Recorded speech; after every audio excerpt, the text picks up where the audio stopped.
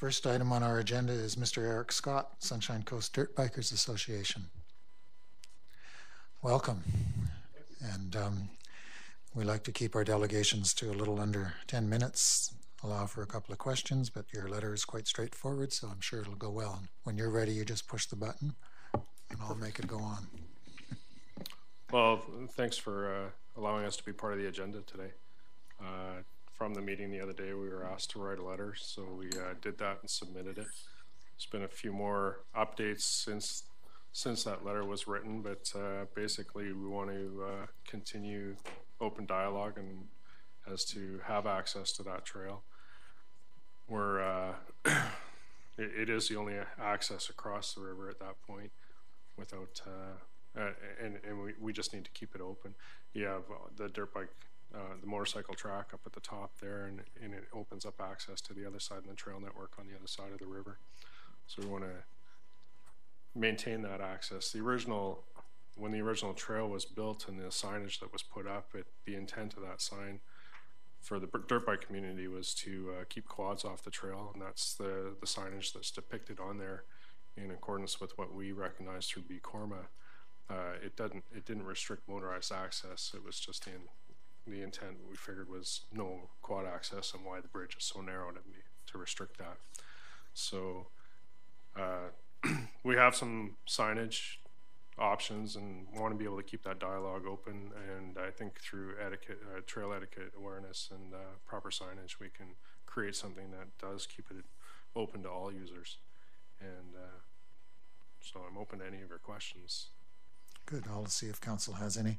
Good letter, by the way, from my perspective. I thought it was very clear, very well written, and made your case as well as anyone could hope to.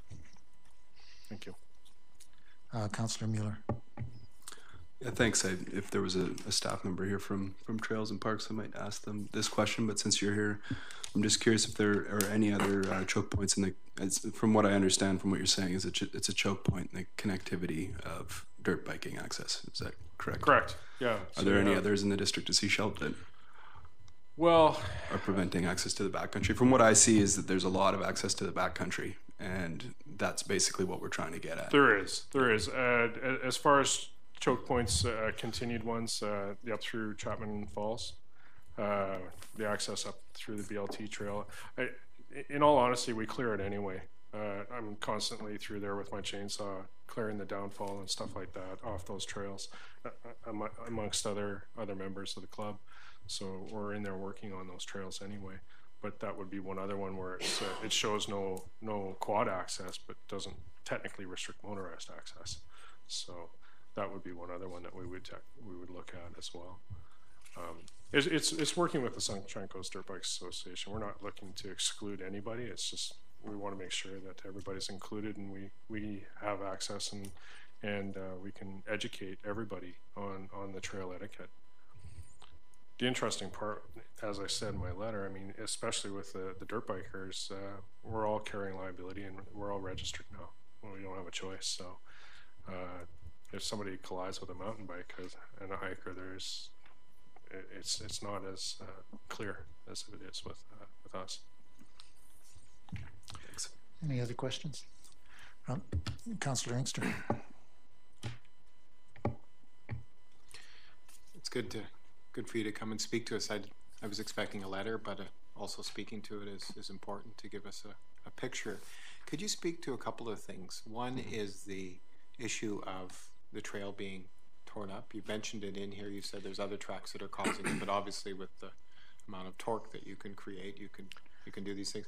And also, if you speak to that, can you speak to the bikers that you are referring to that you work with, and whether they all come under your umbrella and there's a clear line of communication with most of them that use it in the form of control over their actions? There's the liability insurance, and that falls under provincial jurisdiction. That requirement came out in November, that all bikes have to have that liability insurance. As far as what falls under the Sunshine Coast Dirt Bike Association, of course, it's a membership thing. We don't view that trail anything other than a transit trail to get to the other open access areas. So in our view, we would see it as a restriction, and we'd sign it as such. So I have some copy. We're part of BCORMA. I'm not sure if you guys know what that is. It's the BC Off-Road Motorcycle Association. Our club is also a member of the Sunshine Coast Trail Society. So they have a lot of material and access and suggestions for multi-use trail signage and trail etiquette that we would be more than willing to work with parks to create and develop proper etiquette that would work for all. The damage, to speak to the damage, we went down and had a look. I mean, there's tracks, but there's not damage per se, and certainly nothing that's no different than what you see with a mountain bike. And like I stated in my letter, the amount of dog poop bags that I pick up in that neighborhood leaves a far more lasting impact than a track from a dirt bike. We don't want to see the guys roosting on that trail. It's like I say, it's not built for speed. It's just to get access into the other side. So, and we would sign it as such.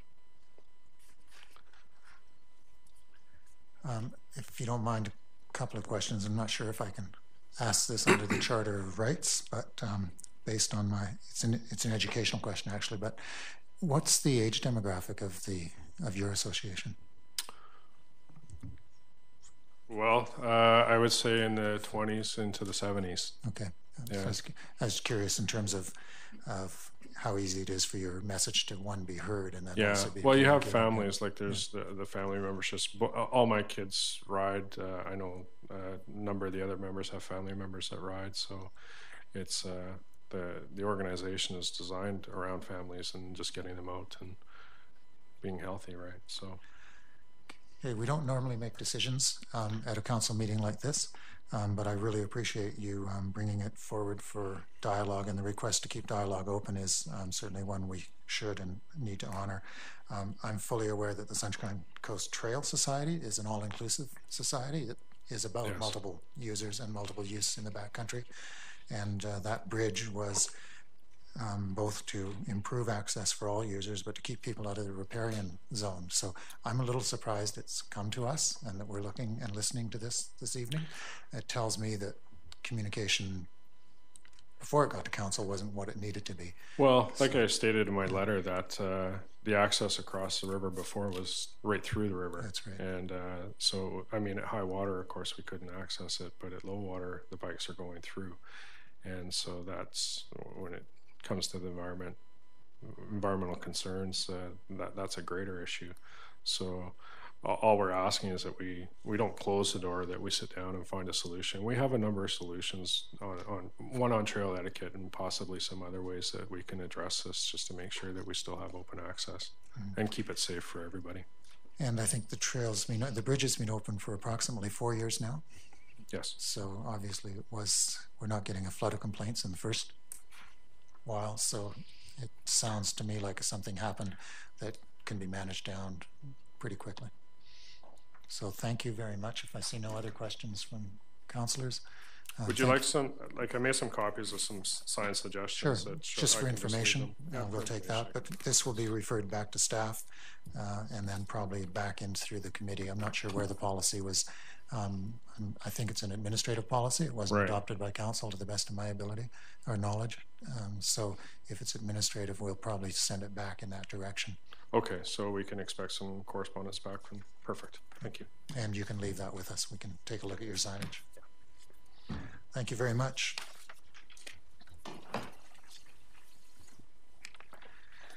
Item 4 is a proclamation for the middle of May 15th to 21st will become Public Works Week.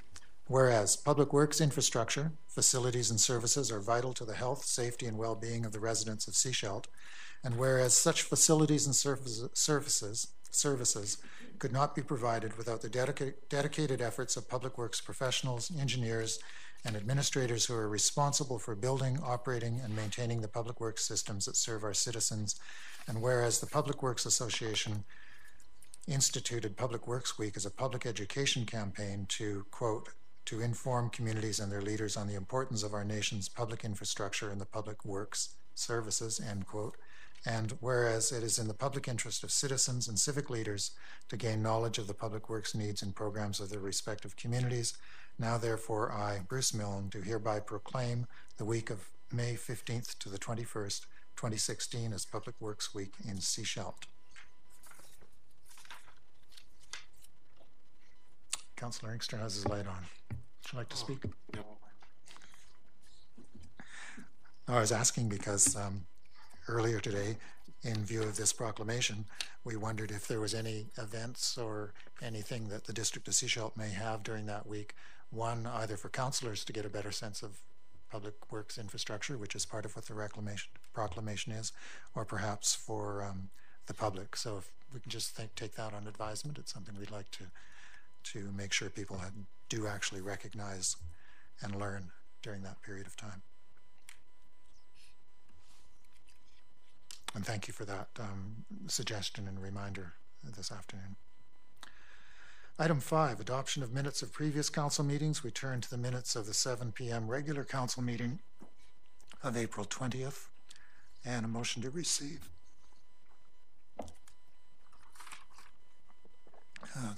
Councillor Mueller, Councillor Shanks. All those in favor. Now, errors or omissions?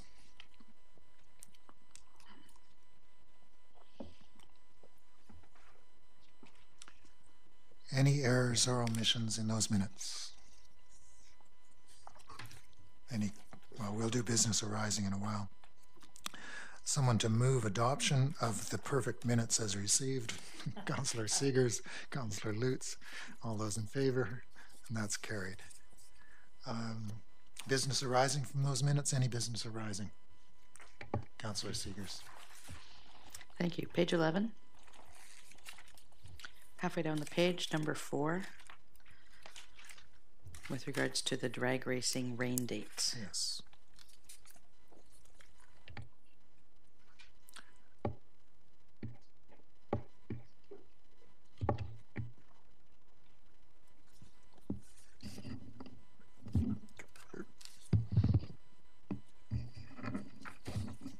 Your Worship, we haven't fully followed up on the direction. However, I did look at the dates that was adopted by Council, and they, to my eyes, appeared fairly clear. There was 7 dates and 2 alternate dates for rain dates that was adopted by Council.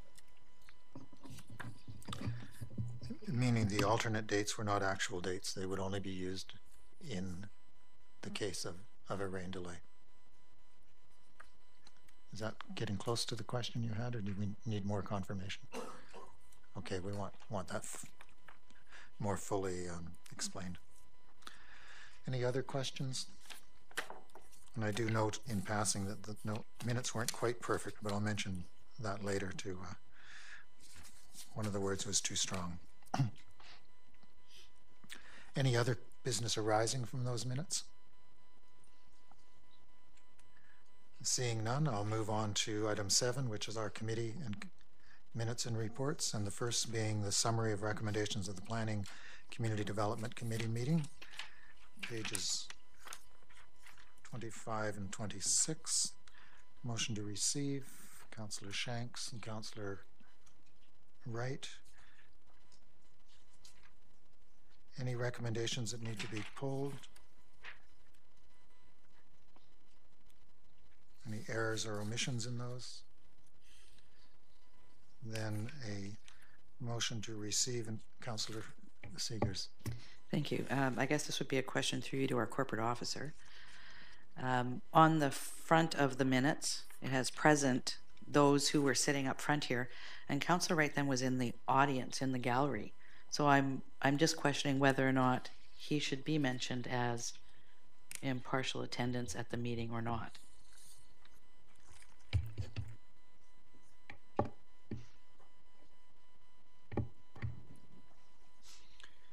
Thank you, Worship. There's no hard and fast rule on that, but the community charter does require the corporate officer to record those who were present and those who were absent. So if they were present, regardless of whether they're on the committee, I tend to include their names anywhere in the room. It's important from a number of aspects. Conflict of interest, for instance.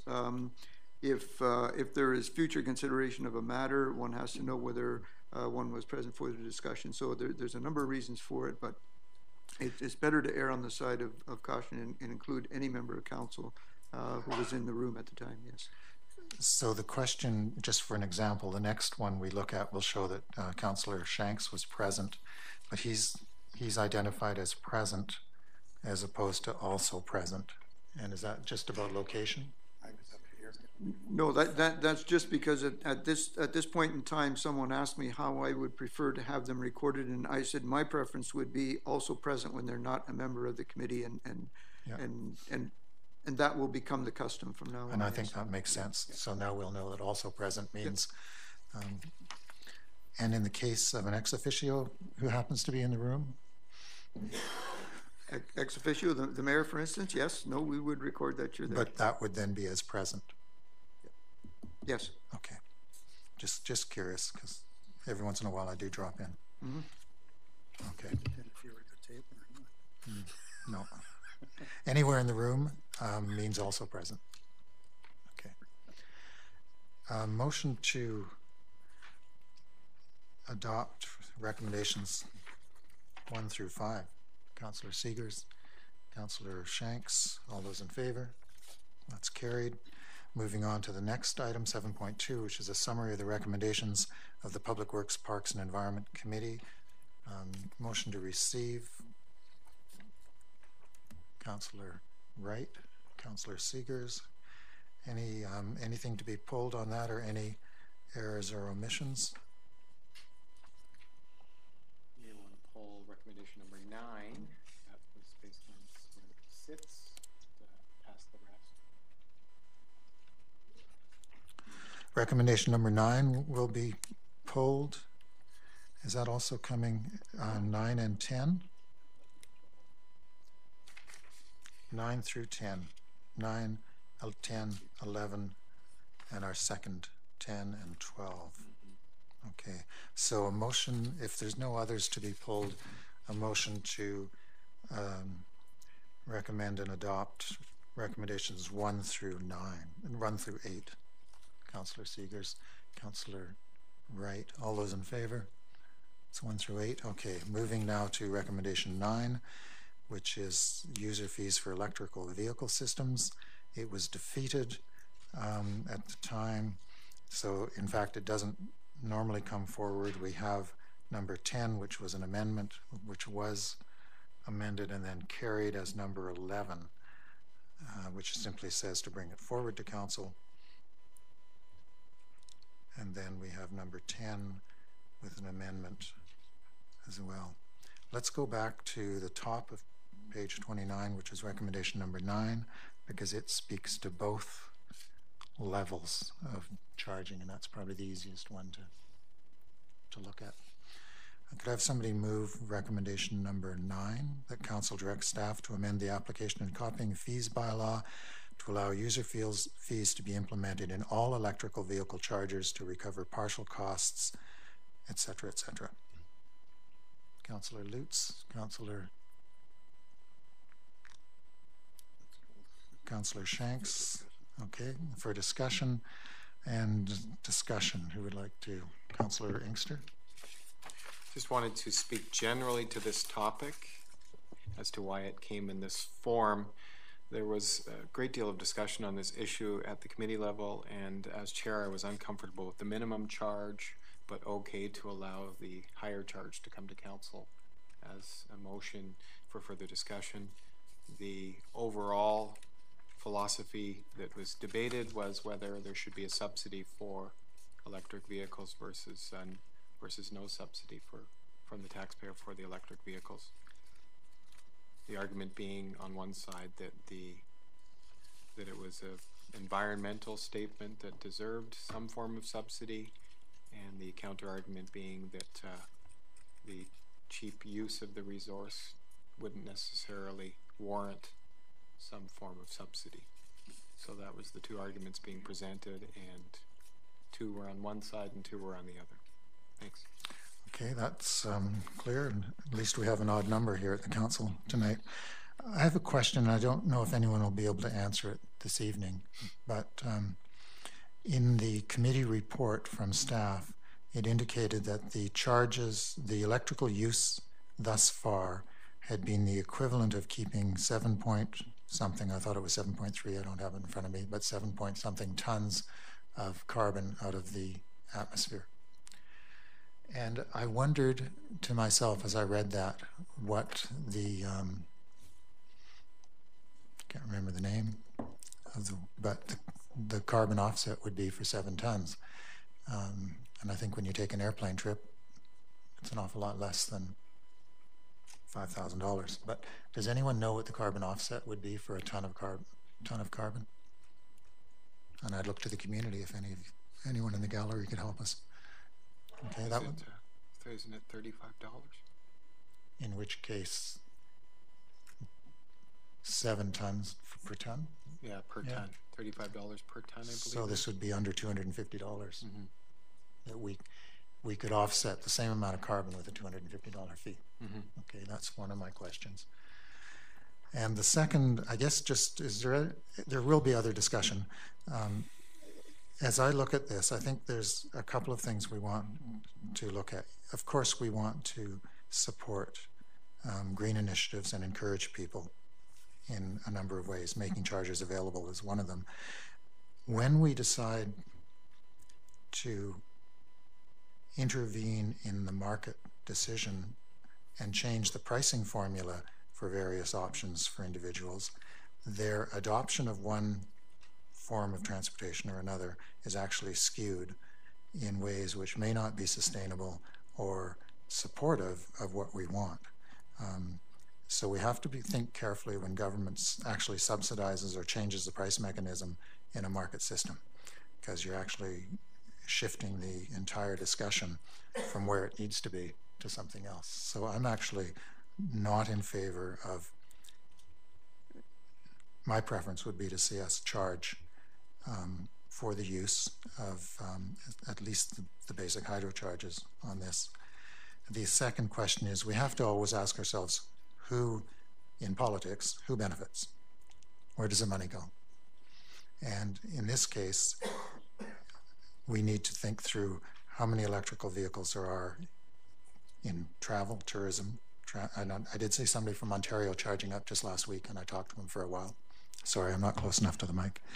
We also need to ask who benefits, and who's using electrical vehicles in Canada and North America right now are among the most privileged middle class and upper middle class. And I'm not sure we should be subsidizing them on these issues. Councillor Seegers and then Councillor Wright, unless I have the order. No, that was the right order. Councillor Seegers. Thank you. When I looked at this in the province, what I noticed was that the fast chargers, it's common that there's a fee for those throughout the province, but not for the others at this time. And there was some concern that if we did charge for them, it would actually reduce the use, given that there are others on the Sunshine Coast where there wouldn't be any charges. And we would like to encourage people to use ours. But we also suggested that is come back in a year. By recouping the costs with the fast chargers, the cost to the district would be $1,000 over the year. So if we can get people to continue to use them, and then we monitor what's happening in the province, perhaps in a year, if we implement that, we'll be on the, with everybody else in the community here and in the province. And could you, just for my information, do you know where the free ones are on the coast and who's subsidizing those? They're in the regional district, I believe. Do staff will know where they are? There are a few. There's one at the mall. And that's free? Yeah, and they're all free. And who's subsidizing that? I guess the owners of the mall. Everything is free so far. That's my understanding. Including in the private sector? Yes. Interesting. So our recommendation was for the fast chargers to start charging for those, because it's a special service. Yep. And thank you for that. And Councillor Wright. And Councillor Seegers, are you completed at the moment? Yeah, Councillor Wright. Well, thank you, Your Worship. it's interesting that in a committee of 4 people, one person can oppose it and it's defeated. Kind of interesting. But anyways, well, there's only one recorded. A lot of power for one person to defeat a committee of 4. At any rate, I spoke against this particular recommendation. And the reality is, to drive, what kind of a vehicle you drive is entirely a choice that an individual makes. And if they make a choice to drive an electric vehicle, then you pay for the fuel that makes it run. If you drive a diesel vehicle, you pay for the fuel that makes it run. And it's not a large amount of money. It's $1,135 in a year. But it's $1,135 this year and next year. And if you start adding up all of the $1,135 that you start to subsidize things through, it ends up to a total quite a bit of money at the end of a year. I just do not believe that we should be subsidizing this. And I'll vote against it again. Thank you very much. Thank you. And in terms of recording, you were the only person in the meeting who wanted their vote recorded. Many of us just let that.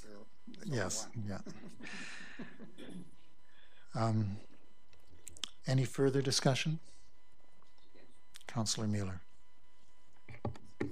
Thank you, Your Worship. I just want to be clear about what happened here, and I'm just bouncing off the comments just made by Councillor Wright.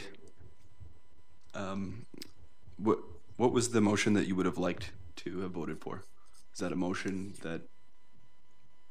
Apparently we don't see it here. Would you like to make that motion now, perhaps? Your Worship, Councillor Muir, I think that this has got to be, it's got to pay for itself. And you charge whatever it takes to charge to cover all of your costs. And if it's $3 for the fast charger and $2 for the slow charger, then you calculate that out and figure out what it is, and that's what you charge. I just don't want to be subsidizing it. So if, in fact, Councillor Wright would have been looking for something that would direct staff to amend the bylaw to allow user fees to be implemented on all electrical vehicle charges, period, to recover all costs. Yeah. Just to be clear on that.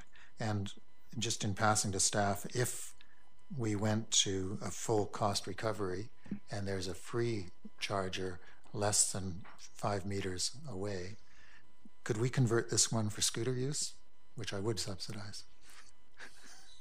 I mean, what we're lacking in this town is charges for scooters, and we simply need to start dealing with that, not for $80,000 cars. So, Councillor Lutz was next, and then Councillor Seegers. I'm going again to speak in favor of this motion. I know that that probably sounds totally out of character with this issue, but for me it's bigger than a subsidy to a car owner. It's the welfare of our community and our future, and we need to encourage electric vehicles over gas guzzlers. Me, who drives around every day in her car. But I truly do believe that this is a subsidy we need to support to try and encourage greener vehicles. And I think what we're going to be looking for now is where the compromise is, which is probably where you ended up before. But Councillor Seegers and then Councillor Mueller, and then we'll try and craft an amendment or a change. What we have on the floor is the top of page 29, which is both. Oh, that's on the floor, yes. Just so you know. Yeah. Councillor Seegers. So I see a couple of issues with this. One is we have fixed costs for running these. And if we, at this point, put a charge on that people aren't willing to pay, we're actually paying more because they won't be using them. So we're looking at changing people's behaviors. As well, I don't have an electric car, but from those I've talked to, it's typically not our local people who use the electric car chargers. It's people from off coast. These chargers were put in, the ones in the district anyway, were put in conjunction with BC Hydro to put a system all up and down the West Coast, like all the way down to California, all the way up and down, so that people who have electric cars have a path they can follow. So by us, being part of that network, I think we're going to have more people actually coming here. And I'd like to see it revisited in a year to see what the costs are. And at that point, we may be able to implement something to recoup our costs. Thank you, Your Worship. My sense of this issue is Sunshine Coast has something that's relatively unique, and it's been developing over a bunch of years. It's just started to hit a critical mass, which is that this is one of the places with the densest availability of chargers for an area that is basically contiguous in the range of an electric vehicle. And so this is one of those things that I think, as Councillor Lutz says, is a little bit bigger perhaps than just the money. I'm still not sure exactly which is the best way to go, but I think the way we've left this open-ended is something I'm comfortable with, so we can kind of adapt to it and stay at the forefront of this one. It's fantastic. I'd at some point like to get an electric car, and so it's you'd like it's a good interest. Free fuel. Yeah. Well, it's interesting. Government wants to both encourage and discourage various kinds of behavior here, and I'd be happy to discourage gas use too. But Councillor Inkster is next. Yeah, I think Councillor Mueller can actually probably now afford an electric car because they're getting cheaper, and that's good to see. Finally, but that doesn't mean that they're necessarily flooding our coast, because, as has been previously said, it was a particular income group that was affording the cars, and then strangely they weren't willing to pay for the electrical charge. I think that they can also afford the electrical charge, so there's a contradiction in there. The other part is that once we provide the infrastructure, which we have done, people will use them, and I doubt they'll be shopping around for a savings of a few cents once they get in our parking lot. The other part too is, I bet you if you did a survey of those that bought electric cars, they may second or third down their list talk about the savings of the actual charge, but what their main reason for buying that electric car is that they're pumping less CO2s in our atmosphere. That's why they're buying them. They're not looking necessarily for the District of Sechelt to subsidize their charge. So I would like to see us very seriously consider a regular charge, not necessarily a subsidy, and revisit it in a year, not do a continued subsidy, because we've already tried that, and then revisit that in a year. I think it's just more money that we're taking from the taxpayer to subsidize. I don't mind revisiting it in a year to see if usage has gone down with the subsidy reduced. That's my approach, because, as I said, it's about CO2 emissions, and we should all be thinking about that as we look at the purchase of our next vehicle. I did. So that's where I'd like to go. Thank you. Thank you. And if Councillor Shanks will weigh into this, I think he has the swing vote. I think I'll remain silent. But I need some direction on either defeating what's in front of us, or him and him. Okay. I don't think we should be subsidized. Okay. Then we'll call the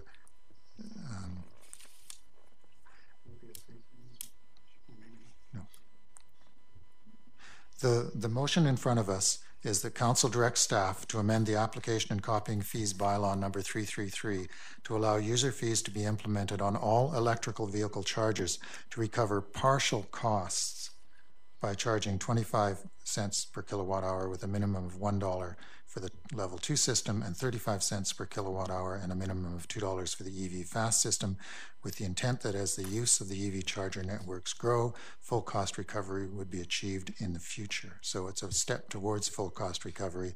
I think I heard an amendment, and that this be reviewed in 1 year. Would Councillor Inkster make that amendment? That this be reviewed in 1 year? Well, to add this in. I'm not sure, because it was actually, I don't know why they didn't record it, but I was actually with Councillor Wright in not supporting this. So even if it said reviewed in a year, it was still reviewing a charge that I thought was too low. Oh, I see. Okay, Yeah. I misheard. Yeah. So it's the partial charge. Yeah. Okay. Does anyone want to amend what's in front of us, which is to recover partial costs on level 1 and level 2? Councillor Lutz? Okay.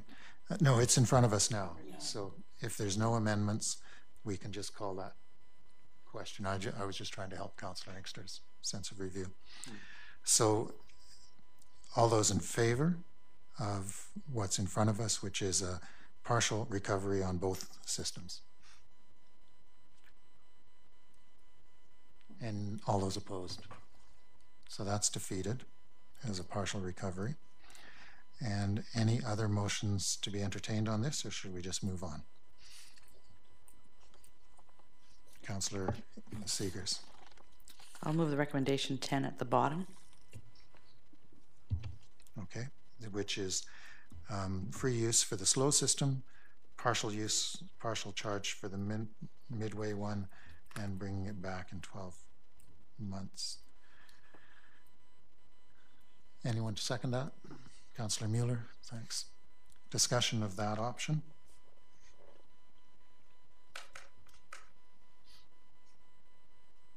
Councillor Lutz. I will vote in favor of this because I do want to see us recover some of the costs. I would have preferred charging for the slow charger in the hope that people would stop using them and then we could change them. But this is what we have now in front of us, and I'll support it. Councillor Inkster. Yeah, just some clarification at this point. We're talking about one particular one. Further clarification, is this a cost recovery basis then? No, 35 cents a kilowatt hour is not full. Still subsidized. It's still okay. partial. It's still a partial cost. Double checking. Okay, great. But I didn't see anyone make a motion for full recovery, so this is what we have in front of us. All those in favor of it's called recommendation 10 on the bottom of page 29. All those in favor? And all those opposed? And that one's actually carried because I'll support the move on that.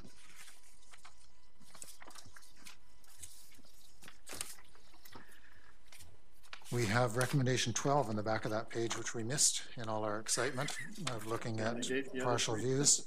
And we want to make sure we do that. So somebody to move recommendation 12, sidewalk letdown review, Councillor Shanks and Lutz. Any discussion of that? All those in favor? That's carried.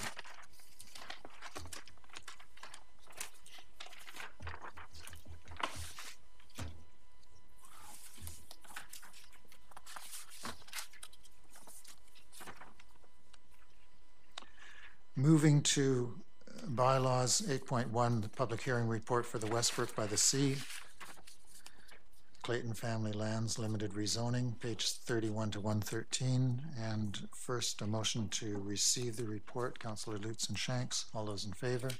That's carried. Mr. Thompson, your turn. Thank you, Your Worship. I have a brief presentation of my report. So yeah, this is in regards to the public hearing held for Official Community Plan Amendment Bylaw number 49215 2016 and Zoning Amendment Bylaw number 25-270 2017 for the Clayton Family Lands.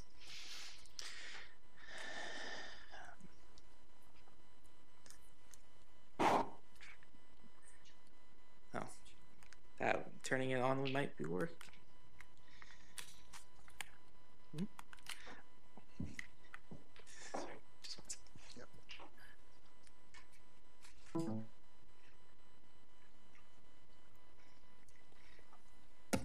It helps to plug it in.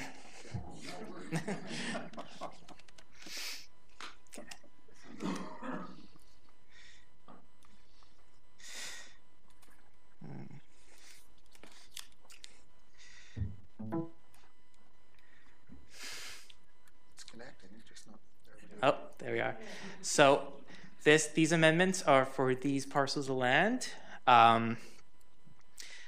The larger parcel, which is the location of the future assisted living facility, as well as a portion of the existing Clayton Park, and The smaller portion shown there is a portion of undeveloped land.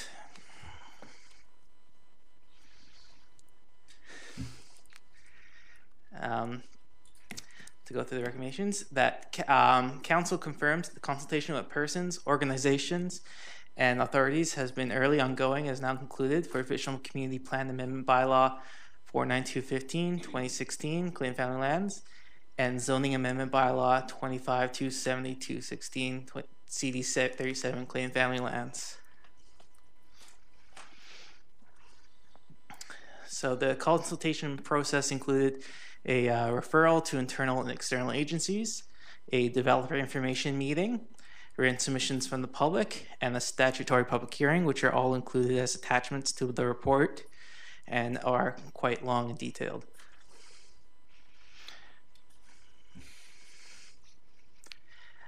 Common issues arising from these referrals and public comment are the height of the development, the geotechnical conditions of the property, the parkland exchange, affordable housing, and landscaping, green space, and open space involved with the development. And I do go into more detail in my report about those specific issues.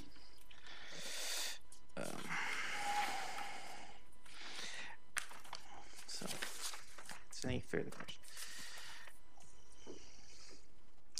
And based off the referrals and the other points mentioned in my report, this is the following recommendation: that the final adoption of official community plan amendment bylaw 49215 Clay and Family Lands and zoning amendment bylaw 25270-216 CD 37 Clay and Family Lands be conditional on the completion of the following additional conditions. These are in addition to conditions already set forth in a previous council meeting. That an updated geotechnical report for the construction of development as proposed, that the recommendations of the traffic study, which is currently underway, be included in the development agreement, that the recommendations of the preliminary archaeological study prepared by In Situ Consulting be included in the development agreement, which includes archaeological monitoring of the property, and that the parkland exchange bylaw be adopted, and that additional information about the affordable housing contribution be presented to council.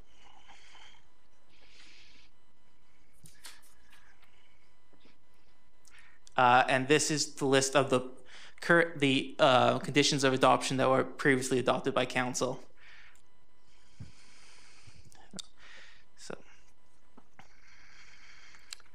And the final recommendation is that council gives second and third reading to the official community plan amendment bylaw 49215 and zoning amendment bylaw 225-270. Thank you. Thank you. And what page on our report are those previous conditions? They weren't. They weren't in the report? Or? I didn't actually include them in this report. Okay. I'm sorry. Yeah. Can you just go back to the slide then? Yeah. So.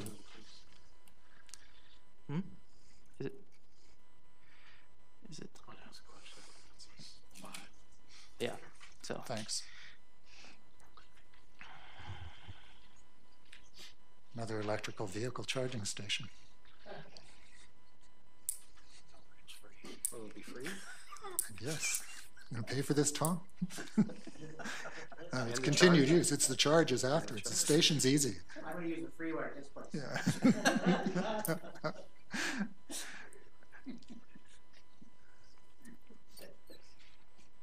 Okay, thank you for that, Council. Any questions of the staff while we're here? And I'll put myself on the list. I have a couple of small ones.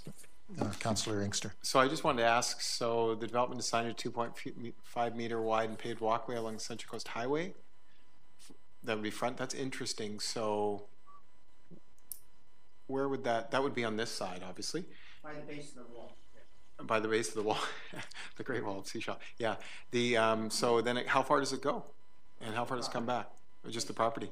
So it would obviously be, it would have no beginning and then an end, right? Well, it has a beginning and it has an end. Okay, so it would be. And it's We should direct, councillors should direct their questions to staff. Yeah, no problem. I appreciate you helping from the get. That's useful, but yeah, it is helpful in terms of the overall picture. But I'm looking to Aaron, is that so it would have before it would be the regular highway and then the off-highway look, and then after it would be the regular highway and off-highway. So we obviously have to do a connection to it at that point if the land's not developed, and I don't foresee that before the wall. And then after that, that would most likely be triggered by a Sangara redevelopment? Yes. Which is to come? I believe so. Okay. And their future phasing. Okay. Because it's a good idea. That's not a safe part of the highway. However, if it's not done before and after, you sort of have what's called a hanging walkway. So you have all this good work done by those, and if they do it well, then you have a hanging walkway. So I hope there's a plan to connect it. And you're saying there is on the far side, but not necessarily on our side. So do we ask highways to look at that when it's done? I'm looking through the chair. They'll never do that. Pardon? They'll never do that. They'll never do that? Okay. That's unfortunate because they have done some side highway work in other parts of the district. So just a question to you that the good work could be sort of truncated and or what I call hanging. If I ask, can I ask another question on it? Carry on. If you step back a slide then, so the Parkland Exchange bylaw, that particular bylaw has to come back to us for discussion and adoption. Yes. And okay, so if in fact that particular exchange of bylaw or bylaw that explains an exchange is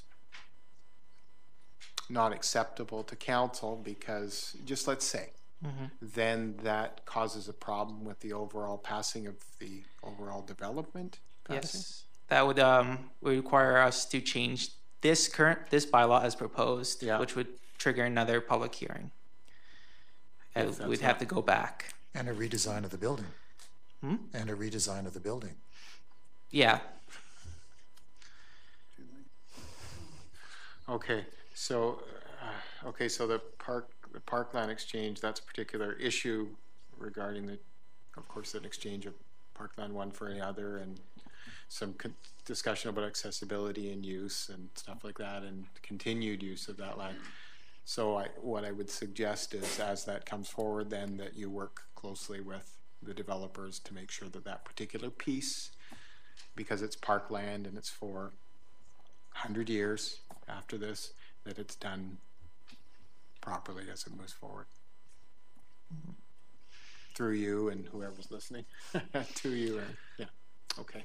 Interesting. Other questions of Councillor Shanks? Yeah, Your Worship, nobody's brought it up as an issue at this point in terms of parkland. Well, exchange of parkland. Yeah, and the parkland is not a necessarily. I mean, it has to go through a process. Yeah. It's not entirely under our control, and I think that's why it's at some risk, and maybe it's something that should be done first. Well, it's okay. Councillor Mueller. Thank you, Worship. This is a question through you to the planning staff. At our last meeting where this was discussed, I asked for the background report that discussed the entire subdivision as it was negotiated. And I'm glad that I did. We got that through the Applin Martin background and policy context. And I'm just curious if that was actively used in the negotiation and design of this phase.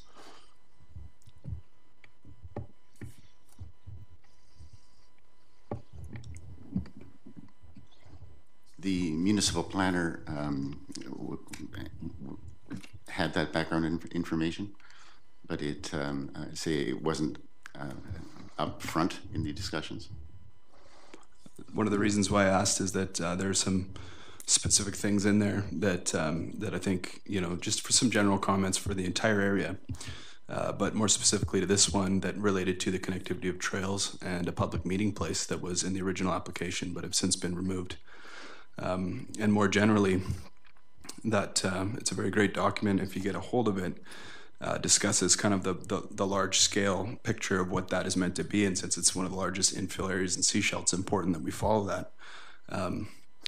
And I'm just going to quote from the report here that design approaches will minimize alteration of natural grades, increase lot sizes as slope increases, and preserve natural features and vegetation and incorporate them into the design of the projects.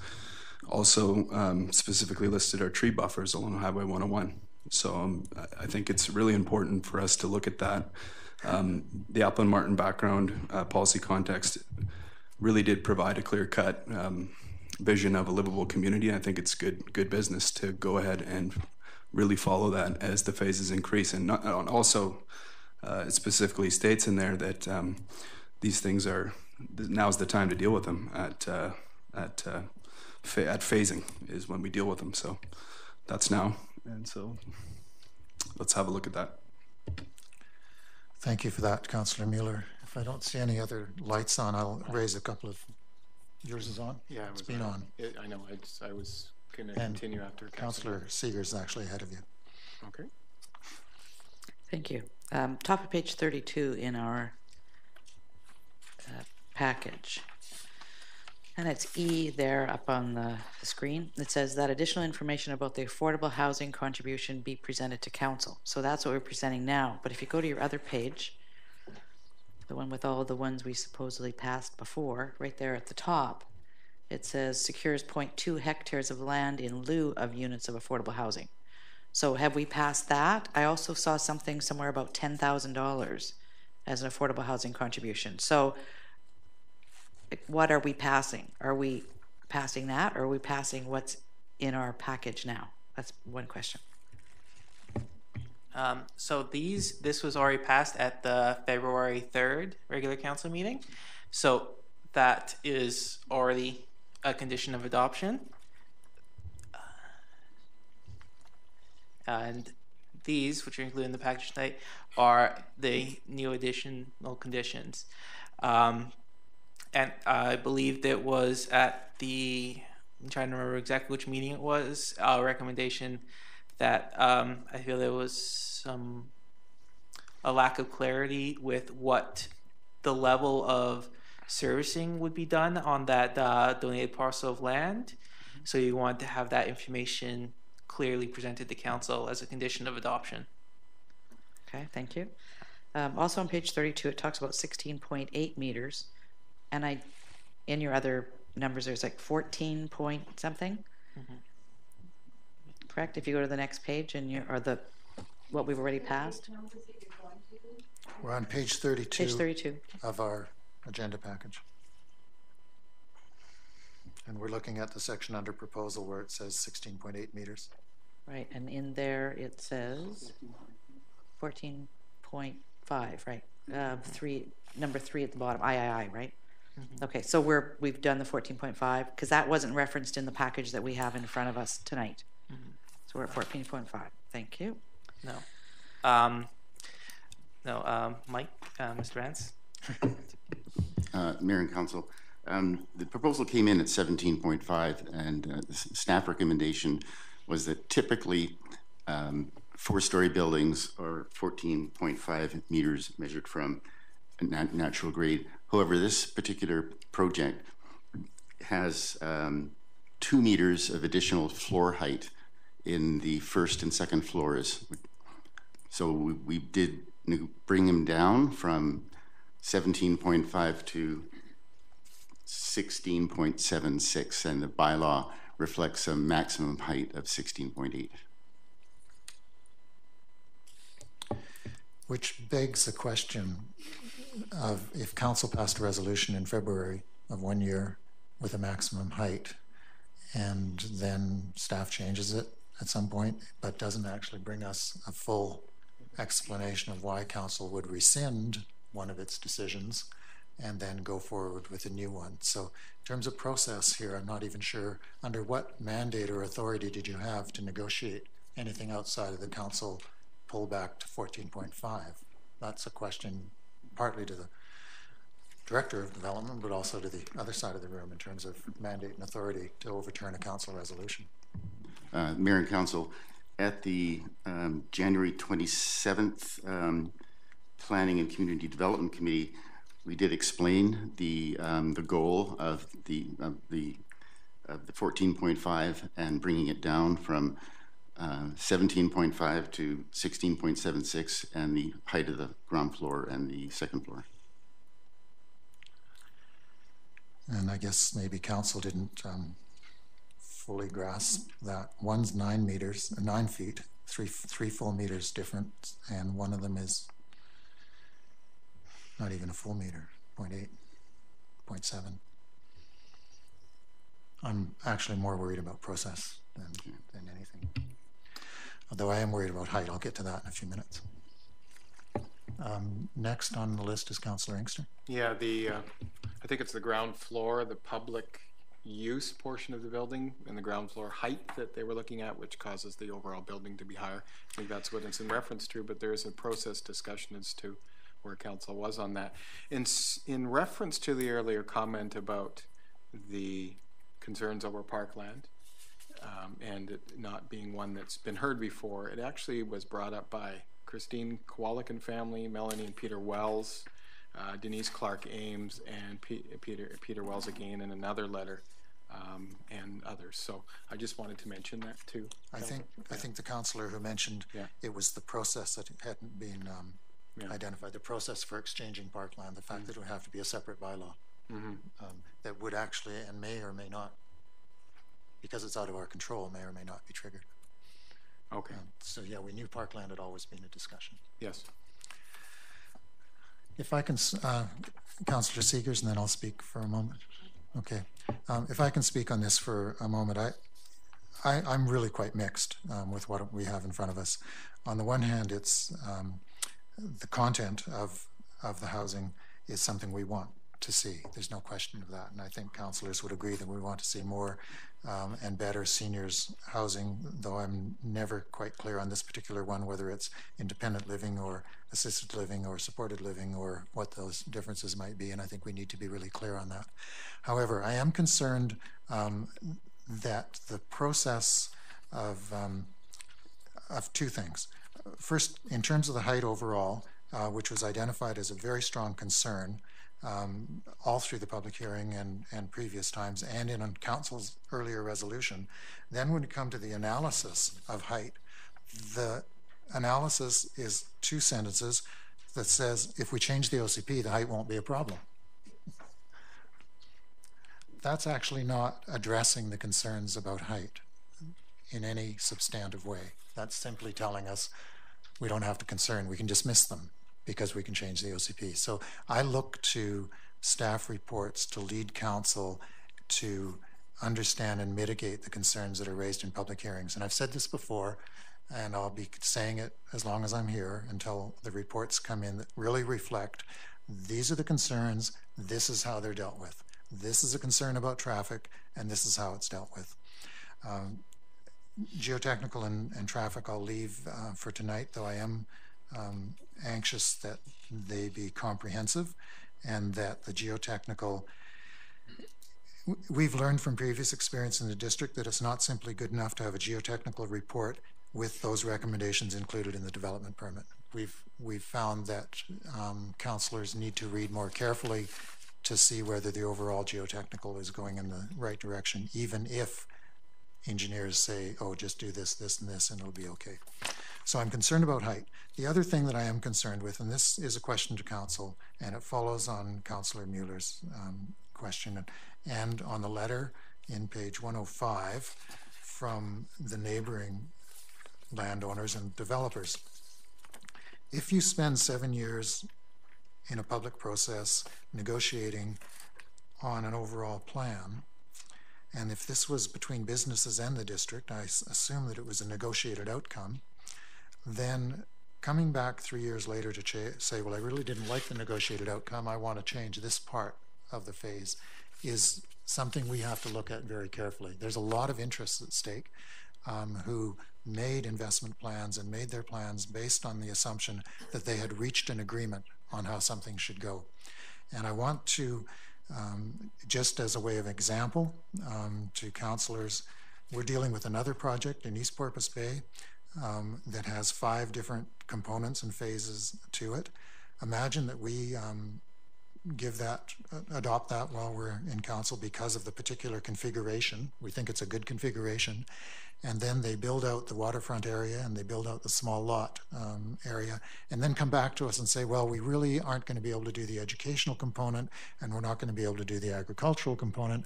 We want to convert those to, residential or high-end or something else. When the only reason you adopted the package at all was because of the combination of things. We have a case here in front of us where what appears to me, and the Applin Martin one actually started much more than 7 years ago.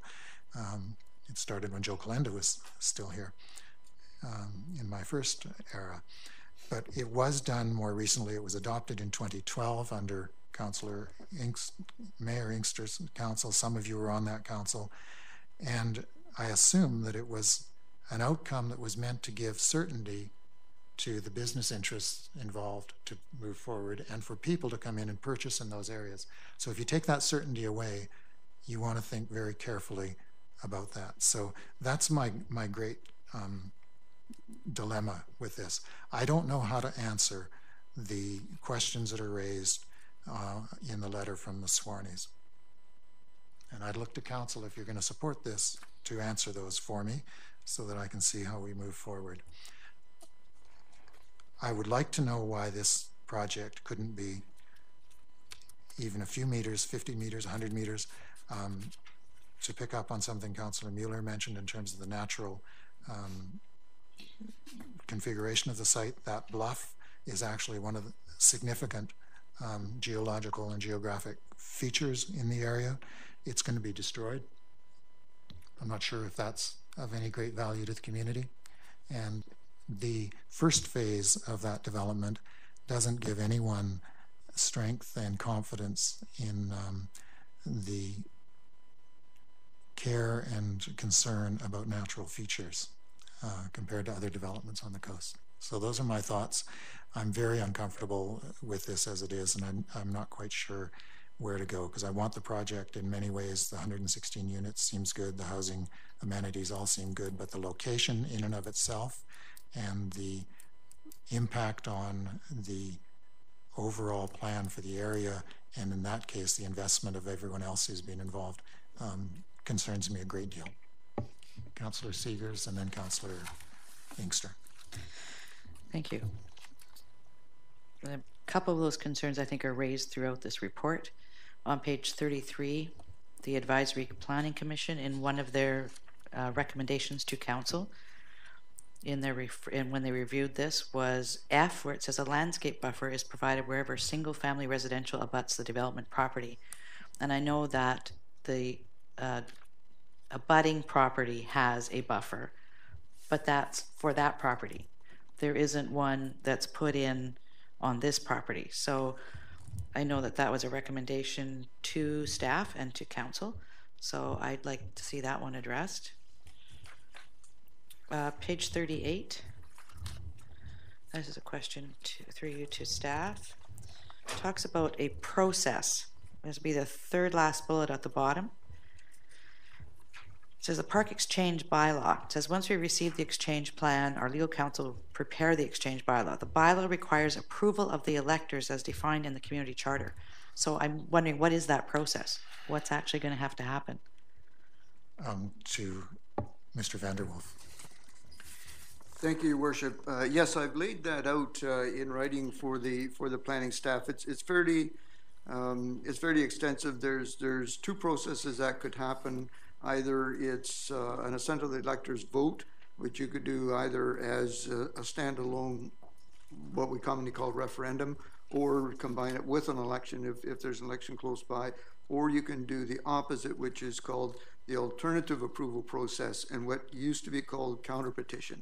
So what you do is you put a notice in the paper, you provide a form, and you say anyone who is against this particular proposal should send in the form, and if 10% of your qualified electors say no, then you can't go ahead, and then you could only go ahead if you then had a referendum, like an assent of the electors vote that had a majority approve. So it's a fairly complex process. And could be costly as well if you did it by a vote. Obviously, it would cost almost as much as a regular election. Any other questions from Yes, Councillor page Seegers? 57.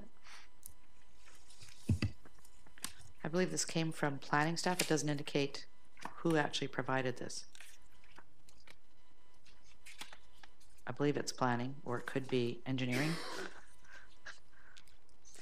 A couple of questions about this. On number 3, so it's on page 57, whoever's managing that. Number 3, it talks about a 16-meter road right-of-way on the existing Clayton Avenue to the north boundary, and then a 20-meter road right-of-way. Wondering why we'd have it narrow and then widen out. And then what is a separated sidewalk? And why is no parking lane required? Do we have pictures of Clayton Avenue so you could explain that? Oh, well, those are the comments from the engineering department.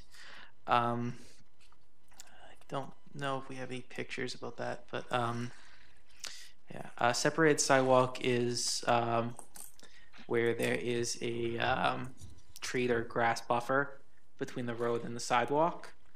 It usually then has less letdowns as it goes across driveways than one that's right there.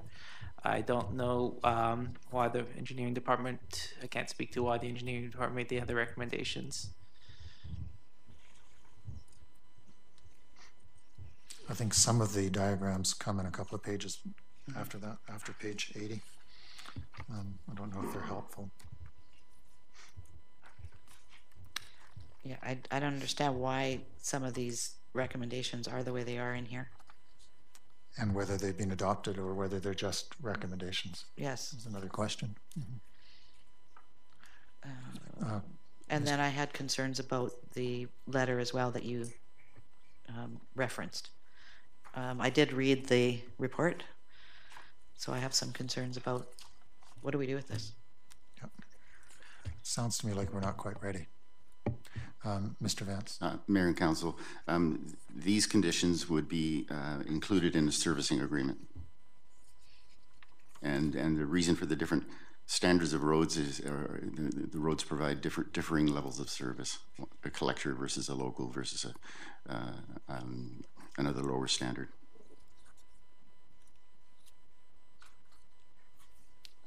Okay. And Councillor Inkster. Yeah, thank you. The letter that was provided to us from the other development that was part of the earlier study that was mentioned and all the work that went into it with you know, things change, and so proposals change, and that's why this is in front of us. It's up to us to decide whether the proposal then is strong enough, because there is a need for this type of housing. I've just heard the other day about somebody leaving to seek that kind of housing in the Lower Mainland again. So we're wondering, you know, how many of those units then we will need. We may need a number over a number of years. Speaking of the letter that was written from the other development next to it, number 4 is an interesting one on page 107, because it speaks to some of the comments that were made at the public hearing regarding the buffer was already referred to. It's a thin strand of trees buffer. The proponents have heard this concern before. They did hear it on the day of a presentation regarding height. I looked at the buffer. The unfortunate part about that buffer is it's not large enough, and the trees that are in it are not thick, and there could be blowdown in that area, as we've seen if forestry practices are not what they need to be. So I'm wondering, based on the configuration of the building, I've been giving this a lot of thought, the use of that side of the building, the complaints being received, and the fact that the buffer that was provided by the other development isn't large enough. Is there a proposal and or an idea that either these particular concerns will be assuaged, or will there be an additional buffer placed there?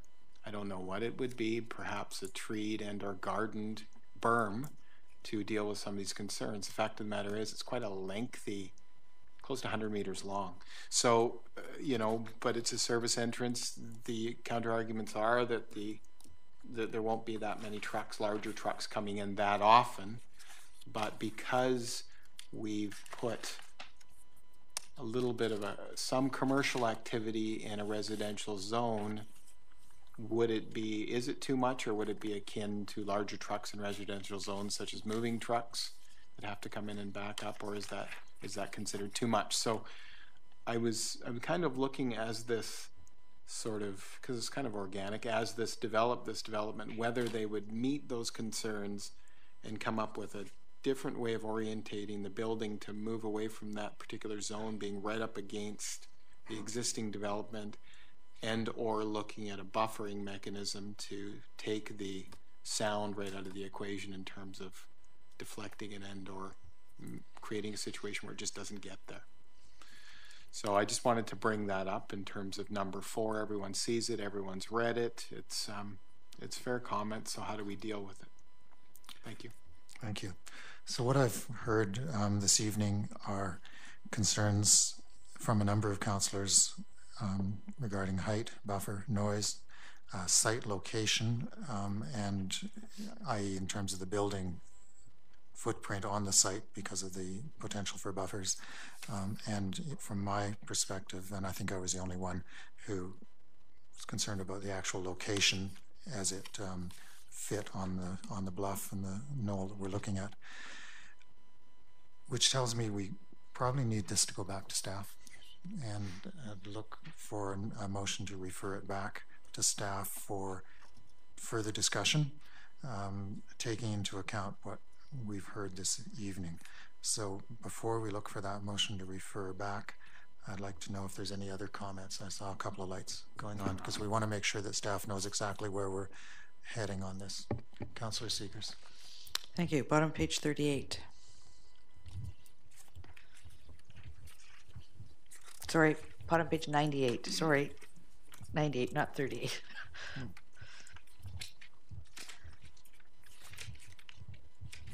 It says in the last paragraph, calculations of affordable housing contributions for development of this type and size. We've had a couple of proposals come forward, and staff have come forward with this final one. I'd like to know how they actually came to that calculation. I know given the other, and I think Mayor Milne, you mentioned this at one of the meetings, we want to make sure that the public is aware of how the various calculations are made for the different developments that are coming forward so that they know that they're being equitably treated. So I'd like to just see how this is done so that it's open and transparent to the community. Yes, and just to follow on that, that goes back to your recommendation 3, item E, that additional information about the affordable housing contribution be presented to council. I think what you're hearing is we'd like that up front and quick so we actually understand it. And then that'll be a separate item that we can actually think about. So thank you for that reminder. And Councillor Mueller. Thank you, Your Worship. I just wanted to reiterate what I had said earlier about the Appler Martin, and I'm hoping staff can have a look at this and just bring us back something that fits that and has taken it into consideration. Thanks. Yes, and I think council is not saying that anything has to be rigid. What we want to know is, have these other plans been taken into consideration? Have the letters that people have written that clearly are concerned about investment and changes of that being taken into consideration, and in what ways? Not just, well, yeah, we heard about it and decided to dismiss it, change the OCP, it's easy. We really want to start this. We've been dealing with 3 very large developments, and I think we're just starting to realize how significant some of those are. Councillor Wright. Well, thank you, Your Worship. I'd like to make the motion to refer this back to staff to take into consideration some of the thoughts that we've had tonight. I concur with most of those thoughts, and including the parkland, and I believe that we need to have a further discussion on this so that we are really clear on exactly what we're going to approve. And it's seconded by Councillor Lutz. No discussion on a motion to refer. All those in favor? That's carried. Thank you. Thank you, staff, for all the work. Thank you to the proponents for their work. But council has work to do as well. Moving on to item 8.2, which is the District of Sechelt zoning bylaw number 25.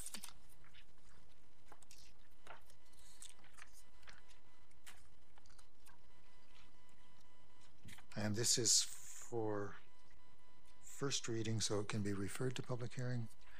Do we have a report on that too? Or not? No.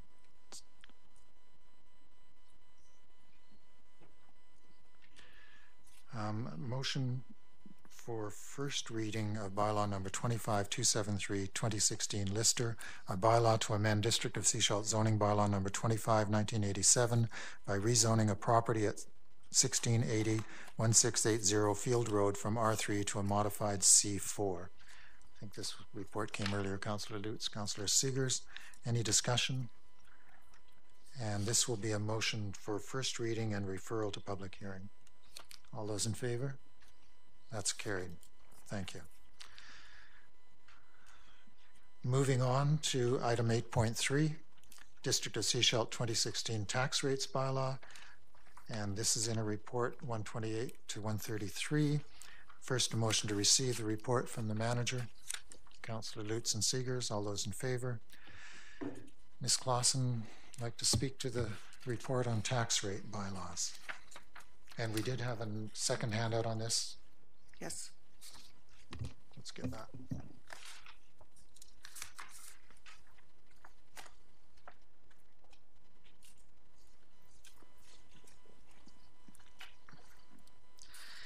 So the school tax came in just yesterday, and that's the small amendment you see in the tax rate bylaw.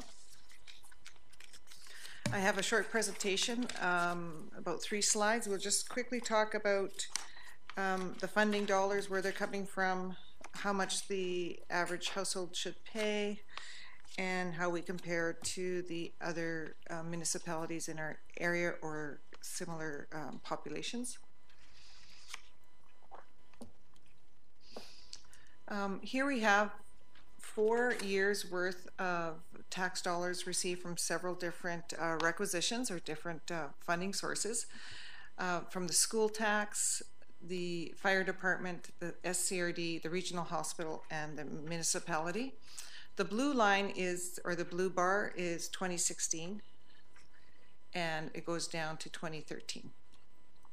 I just wanted to note that some of the requisitions have been taking annual increases, and you can see from the municipality that we've taken an annual, our increase was in this year.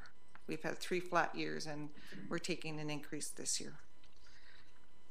The increase for the municipality is about $500,000, and it's very similar to what the SCRD has recognized in those 4 years as well. On the regional hospital, you'll see we recognize a decrease there. Last year, you will recall that we had a over requisition, and we're taking that, we're reducing the taxes for that over requisition.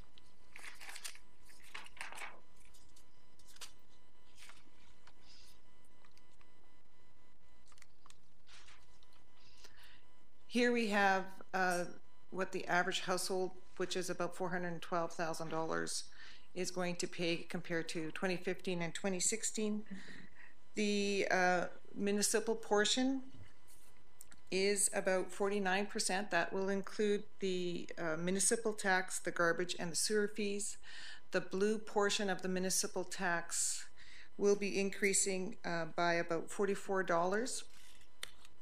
And our garbage fees are increasing $5, and our sewer fees are increasing about $7. The difference to an average household will be about $12 in total. We will see a decrease in school taxes and hospital. The average increase, or the increase for the District of Sechelt, is about 3.5% municipal tax.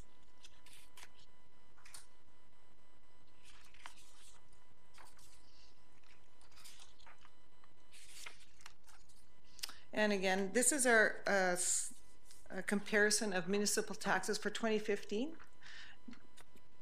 And last year, the average household was paying about, for municipal tax, was $1,166 for Sechelt, and for similar population and area municipalities, we're lowest in the pack there. Any further questions? Could somebody make a list of 10 communities in which we were the highest? We're higher than Gibson's. They're half the population, though. Yeah. They're half the population. I'm just Yeah. curious. I'm just curious because when you select a range to show people, I'm wondering if some eager person could go home tonight, scan through them, and say, "Oh, here's another 10 communities with 10,000 population," and it goes just the opposite way. So, are we close to the median? Are we genuine? This would imply that we're among the lowest in the province, and I'm suspicious. If you would like, I could easily do that. I'm just curious if somebody. It's I have all possible. the data, so it's not difficult for us to do. I was just trying to be consistent year over year and what the communities we were looking at. Yeah, if we're comparing to the same ones, and Yeah. that's useful. I don't want somebody to come back and say, "Oh, look how selective you were," because if we weren't, and we probably weren't. Councillor, and I'm still confused about one item, but I'll come back to that after Councillor Inkster. So it's interesting, we have similar communities, seaside communities, although there's a couple in the Okanagan that I guess would be, well, just let me see, I shouldn't say a couple, I should say Peachland, which is a lakeside community, quite a bit higher than us. Parksville and Ladysmith are interesting, how much higher they are than us. And so, Linda, this is the municipal portion collected, is what Yes. you're saying? Yes. And you're saying that we're more than Gibson's. Mm-hmm. That's interesting, considering they've had some tax increases recently, and we have not, so we're still This higher is than. 2015 data. Okay. So I'd love to see that one because I'm confused. I was quite sure they paid more, but I think I know why they pay less. This is where apples to oranges are problematic because some of their services that we provide are actually provided by the regional district in Gibson's. So I think their overall tax bill is actually higher than ours. Okay, so that having been, I think, determined, I do hear the odd person say, my house in North Van, I pay taxes on that. Obviously, they have 2 or 3 houses and they're concerned that they're more. So obviously you'll come up with that because when I heard that was strange to me considering the transit levies that they have in Vancouver and such. So I'm looking forward to your comparisons because we always hear that. We don't hear from those who have other houses in more expensive municipalities. We hear from those who have houses in less expensive municipalities. For example, in North Van, they're paying $2,419. Yes. On an average house, or on an average house for municipal tax. Quite often it's confusing what you're seeing on your tax. It's because there's all these other requisitions that we have to collect for other municipalities. Yeah, and the argument, other government functions. I'm glad to hear that. Listen, sometimes they say, well, we get more services for that amount, and I'm always wondering what the more services would mean. I always joke about Coca-Cola and the local water fountains because we provide similar services to those areas. Mm-hmm. Hospital, transit, good library, parkland. So I'm always wondering what the difference that they would argue in North Van for $1,300 is. So I'm looking forward to the comparisons. any other questions of the bylaw of the report? Councillor Seegers. Thank you. This is a question that comes up for me, I think, each year when I see this. When I look at number 2, and I look at the calculations in A, B, C, or D, I notice in B, C, D, and E, actually, it's always referring to the taxable portion for regional hospital district purposes. So I guess the question is, what is not included when they're looking at those lands for calculating these? BC assessment provides us with those figures and how to calculate those taxes. But do you know what's in the formula? That's what she's asking. No, they actually just provide you BC or hospital assessment. And then we use that as our basis? Yes. Okay. Thank you. I'm fully aware of the increase in overall revenues that we're going to be collecting this time. I'm still, and I understand that the average value of an average home in Sechelt has risen, so that the same tax rate will collect more. I'm still concerned. I'm still confused about the need to adjust rates to the extent that we might, in terms of trying to a $500,000 house in 2015 and a $500,000 worth of assessment in 2016. I'd like to know how much they're paying in difference, or how much, as opposed to the $500,000 house that's now worth at 7%, $535,000. I understand that increase. So I'm trying to figure out what the straight increase this year actually is. Are you asking what the mill rate change is?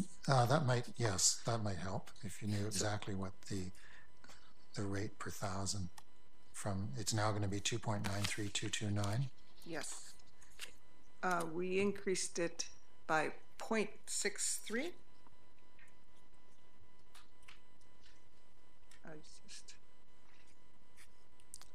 So it was 0.30? It was 229 last year? No, in 2015 for a residential class 1 home was 2.91392, and this year we're proposing 2.93229.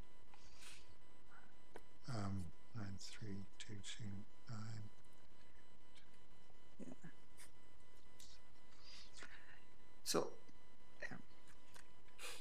So it's decimal 0.2837, which is 28 cents per thousand. So on a $500,000 house, it would be 500 times. Okay, that's what I'm really looking at. 28 cents per thousand as a tax increase is not outrageous.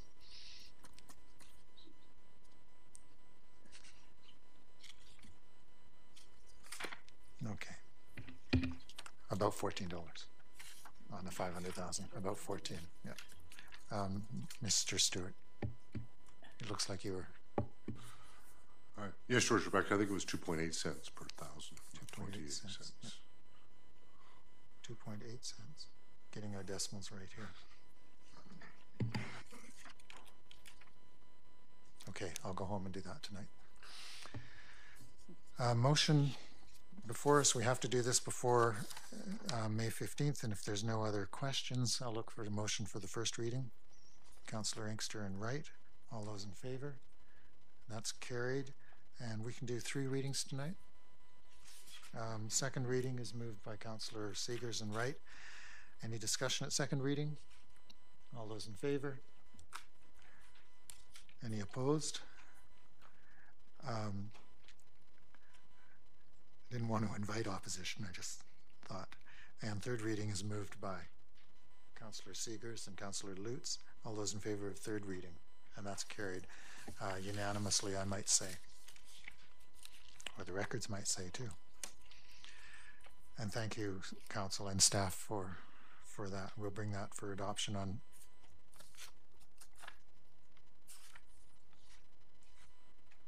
Our next council meeting is May 18th, which will take us 3 days after.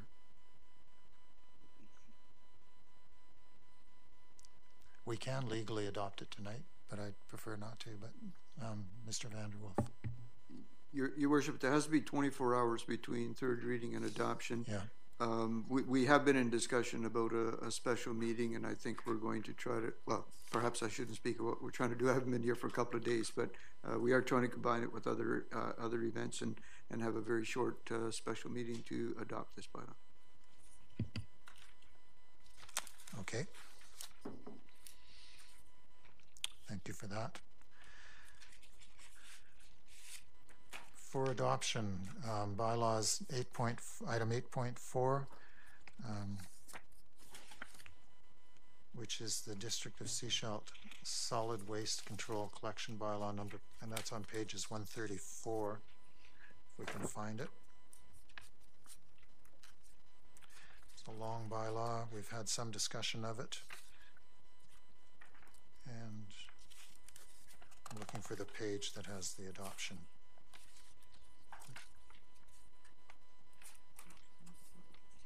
Okay. Page 142. So it's been read 3 times in April, and somebody to move adoption tonight. Councillor Seegers, Councillor Lutz, all those in favor? And that's carried. That's the increase to garbage fees. And of course, fees are just like taxes, but they're only for specified users. And a bylaw to set fees for sewer usage. We've read this, and it's on page 147. Adoption is moved by Councillor Shanks and Councillor Seegers. All those in favor? And that's adopted. There's no new business. So we move then to item 10.1.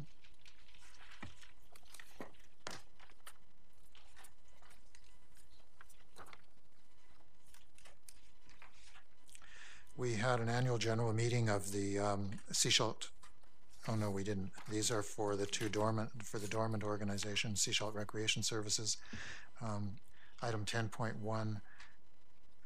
I'll just ask the corporate officer to explain why we need to do this. Mr. Vanderwall. Thank you, Worship. Yes, this is under instructions of the solicitors that helped to set up this organization, and we're trying to comply with the requirements of the auditors, and they've indicated that these resolutions are necessary. Now, I have been in discussion with the manager of finance today about number 5 BDO, and that was challenged, and I put in a call to the solicitors but wasn't able to get an answer. It's possible that we don't need to do that particular one. Okay. But it's not critical if we pass it the way it is. Okay. We should leave it in. And just a single motion to adopt the resolutions as presented is what we're looking for. Councillor Seegers and Councillor Wright, and discussion. Councillor Seegers. Number 1 on here, financial statements of the company. Have we seen those? Yes, Your Worship. Okay. Oh, you mean have staff seen them or has council seen them? I can make those available, certainly. They show no activity. Is that correct? There is banking activity, interest and things like bank charges. Yeah. And we kept these alive for the first 2 years of our term because we didn't want to do anything rash, but as we proceed, we probably have a better understanding of the need or lack of need and necessity of these organizations now that we've had a chance to. So we'll probably be reviewing those under the CAO's recommendations sometime in the next several months. Motions on the floor. All those in favor? Any opposed? That's carried. Thank you. Item 10.2, 2016 Strategic Planning Schedule. And I'll look to the CAO to speak to this.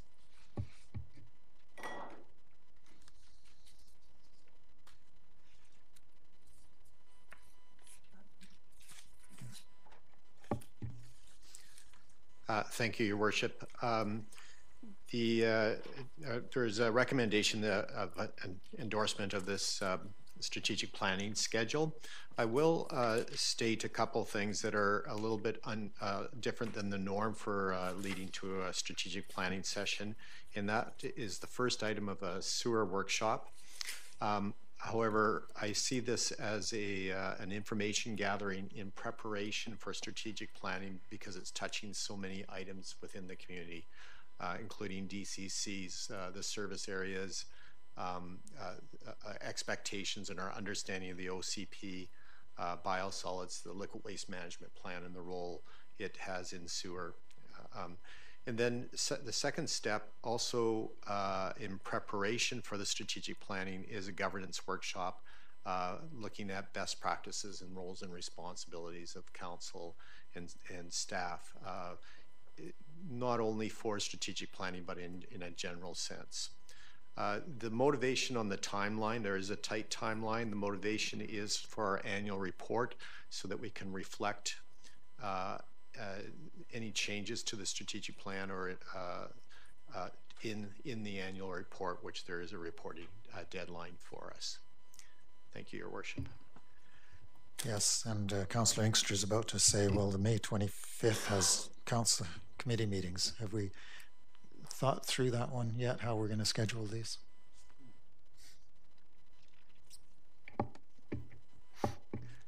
Thank you, Your Worship. We are recognizing some of the scheduling challenges through a fairly ambitious schedule, including what will be needed for those committee meetings. And so the plan at this point is to, subject to the adoption of this schedule, is to look at what the needs are, whether we recess during this, the session on May 25th to make sure that the committee meetings continue, or if they're light, or if there's items that can be delayed to a subsequent committee meeting, that they possibly could be canceled on that date. Okay. So they're aware of the potential conflict. And if we need to meet, those committees will continue under short and constrained conditions, or if possible, be deferred for months. So we'll have to look at what's pressing. Councillor Inkster, though, you may have other questions. No? Well, it was so you're correct. I mean, both those meetings, you did tweak to what I was concerned about, is that they're both on Wednesday. And I guess that's about available days of council members, so I hope that it works. I'm assuming in both cases that they would be probably morning meetings. We'll see if that works. And the other ones, they'll be all-day meetings. They'll be all-day meetings. Yeah. Oh, okay. So there could be a conflict then. Well, they could be 9 till 3 or 9 till 4 or okay, 8:30 to 4:30, or depending on how much we have to cover. And the June 30th annual report is different than the others, though. It'll come to a council meeting, and then the annual general meeting, as we did last year, we'll probably do again as an outside event. Thought it worked pretty well. We'll have a garden party. Okay. Councillor Shanks. Yeah, Your Worship, I guess I just had the same question in view of the sewer workshop on May the 18th, if in fact that would be in the morning, with closed meeting in the afternoon and council meeting in the evening. Probably the council meeting in the evening. Yes, Your Worship, and I see the sewers workshop as being a smaller duration, or a shorter duration than, say, the governance workshop. Okay. Not for decision making, but to have a clear understanding both for staff or a clearer understanding both for staff and council as to what is the status as far as these variety of sewer issues as they stand today. Not necessarily looking to find solutions for them, but so that we have all these various issues, a clearer understanding of where we stand today. And so I see that occurring in a shorter duration, possibly a couple to 3 hours on that day, giving us ample time for the other meetings. The governance workshop, however, I do see that as being a full day session, and possibly the evening before, which isn't reflected in this schedule, but possibly a short session the evening before. We would give more information as we move along on that. Councillor Lutz.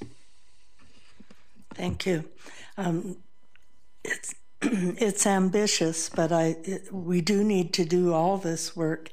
I would ask, is it possible on the 18th to include the Water Resource Center, the reuse of the water, if that can be part of those discussions?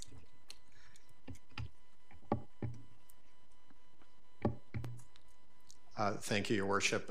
Yes, the intention is to, on a broad level, not diving into the details, and again, not trying to find solutions moving ahead, but certainly I would agree that that would be an item that we need to have a clear understanding. Where do we stand today on water reuse? And permitting and all those things. Yeah. Yes. That's great. And Councillor Mueller. Thank you, Your Worship. I had the luxury of meeting with our CAO today to discuss this recommendation, and I was very happy to hear that we're going to be tackling this in this particular manner. It seems, and it's become really quite evident to any of those who have really delved into the details, that Sechelt has a whole bunch of congruent problems that are interrelated and affect our strategic planning moving forward. And so we can deal with all those beforehand and bring them through in a very clean way. I'm excited that we'll have a good outcome. Thank you. We want a recommendation at the bottom of that page that Council endorse the proposed 2016 strategic planning schedule. Councillor Seegers was quick and Councillor Inkster second. All those in favor? That's carried. A bit tentative, but we'll tighten it up as we come further. Okay, item 10.3, notice on title. We have a report from the interim corporate officer. I'm glad to see Ms. Pattison in the room, though we may not actually deal with it tonight. We'll see what actually happens. First, a motion to receive the report. Councillor Seegers, Councillor Wright, all those in favor, and Mr. Vanderwolf. Thank you, Worship. At Council's April 6th meeting, the decision to place a notice on title was deferred to answer questions of Council and points raised by Ms. Patterson. And I've looked at those issues, and the first was the zoning of the property, a request from Council, and the zoning is only part of the issue. So the zoning is RR2, it's rural. But what's also significant is that the property is in the agriculture land reserve, and also significant is that BC Assessment has placed the land in farm class. There are two accessory buildings, and one is entirely considered farm class by BC Assessment. The second is combined farm class, but also residential storage, not residential for accommodation, but residential for storage. And there are no dwellings that are classified by BC Assessment on that property. Ms. Patterson was claiming that because of that designation that the building inspector did not have jurisdiction, but that is not correct. Farm buildings fall under the National Farm Building Code, and the building inspector is charged with inspecting those. And also there is a residential portion of one of the two buildings. So in that case, because there's heating, plumbing, and insulation issues, then the BC Building Code continues to apply to that portion of that building. And Ms. Patterson indicated that she did not have access to her entire building file, but any property owner has access to their building file. It's a point that I should make, that other people don't necessarily have access to a building file. That would have to come under FOI, but certainly the building owner has access. There would be very little, if anything, that wasn't accessible to a property owner on their own file. And Ms. Patterson asked what health and safety issues the building inspector was referencing, and the reference was to the fact that there could be, and that's why it was important to have a building inspection. Of course, because inspections have not been completed on this property, we don't know what situations might exist there.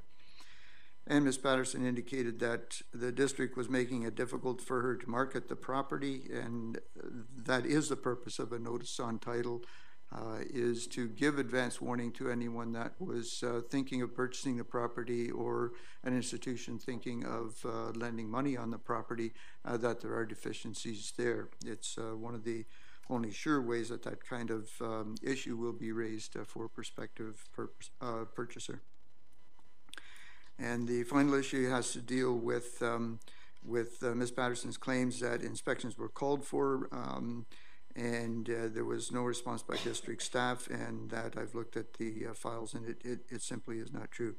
And what Ms. Patterson has to do is apply for a building permit for the small accessory building before any more required inspections are done, which has not been completed. And I want to say, as a final comment, Council doesn't see very many of these.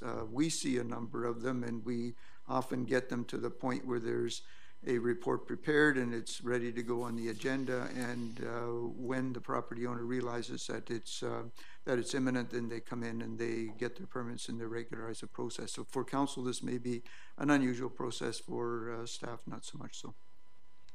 We see a lot of them at the regional district, for anyone who's sat at the regional district table. I'm speaking to council now. My only concern with this is that in April 6th and 13th, when we concluded our meeting and had given Ms. Pattison an opportunity to be heard, she had asked if a written submission would be reasonable because she felt she hadn't had a chance to put all the information forward, which we agreed. I agreed as the chair that a written submission would be appropriate.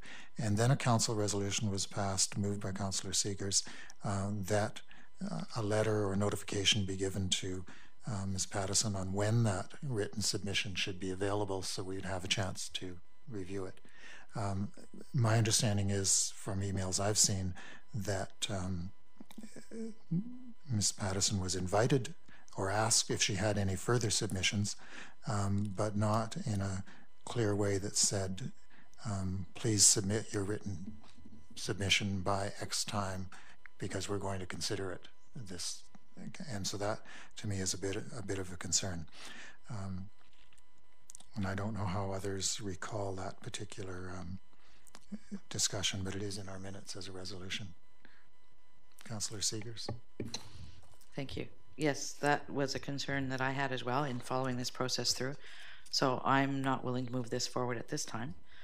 But I also had a question with regards to this report. On page 153 at the top, when it says there is no single family dwelling assessed on the property. I'm wondering if there then is an occupancy permit in place on this property. Is it considered to be a dwelling? And if so, how does that all play into this as well? I was going to answer that because part of the problem is the business or the inspections have not been completed. Therefore, there's no occupancy or use on any of the buildings. But I'll defer to staff. Yes, Your Worship. There is no building that that is a dwelling. There is no residential component of that property. No. And occupancy and use for other buildings also require completion of building inspections. I'm thinking, though, that what we should do is, in fact, make it clear, either through resolution or not, that we want Ms. Pattison to be informed that we will deal with the notice on title on May 18th at our next regular council meeting, and that she be given proper written notice within 24 hours that if she has any written submissions, they be provided by whatever Monday morning is. Oh, this Monday or next Wednesday. It's the 4th today. 7th, 8th, 9th would be Monday would be the 9th. And that would make sure we had actually had time between the 9th and the 18th. It would be circulated to council. Council could review it as we committed to do. But with a very clear sense that we will be dealing with this on the 18th of May, regardless. So that's okay. Councillor Seegers makes that motion, seconded by Councillor Lutz. Any discussion? I'm just trying to follow process. We did give an opportunity to be heard. We made a commitment to both accept a written submission and provide a letter of when that submission had to be in. All those in favor? That's carried.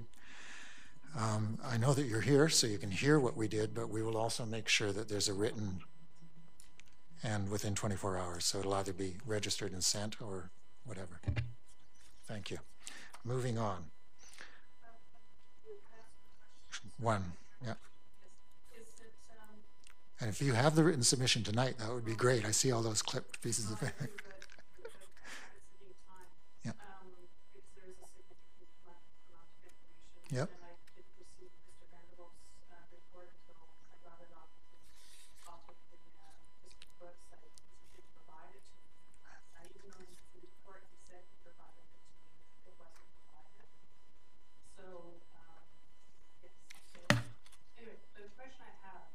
Yeah, I don't see anything in this 1.5 pages that says that it was provided to you, but that's fine.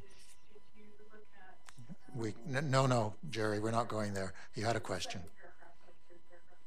In any case, is that if I deliver paper copies and books to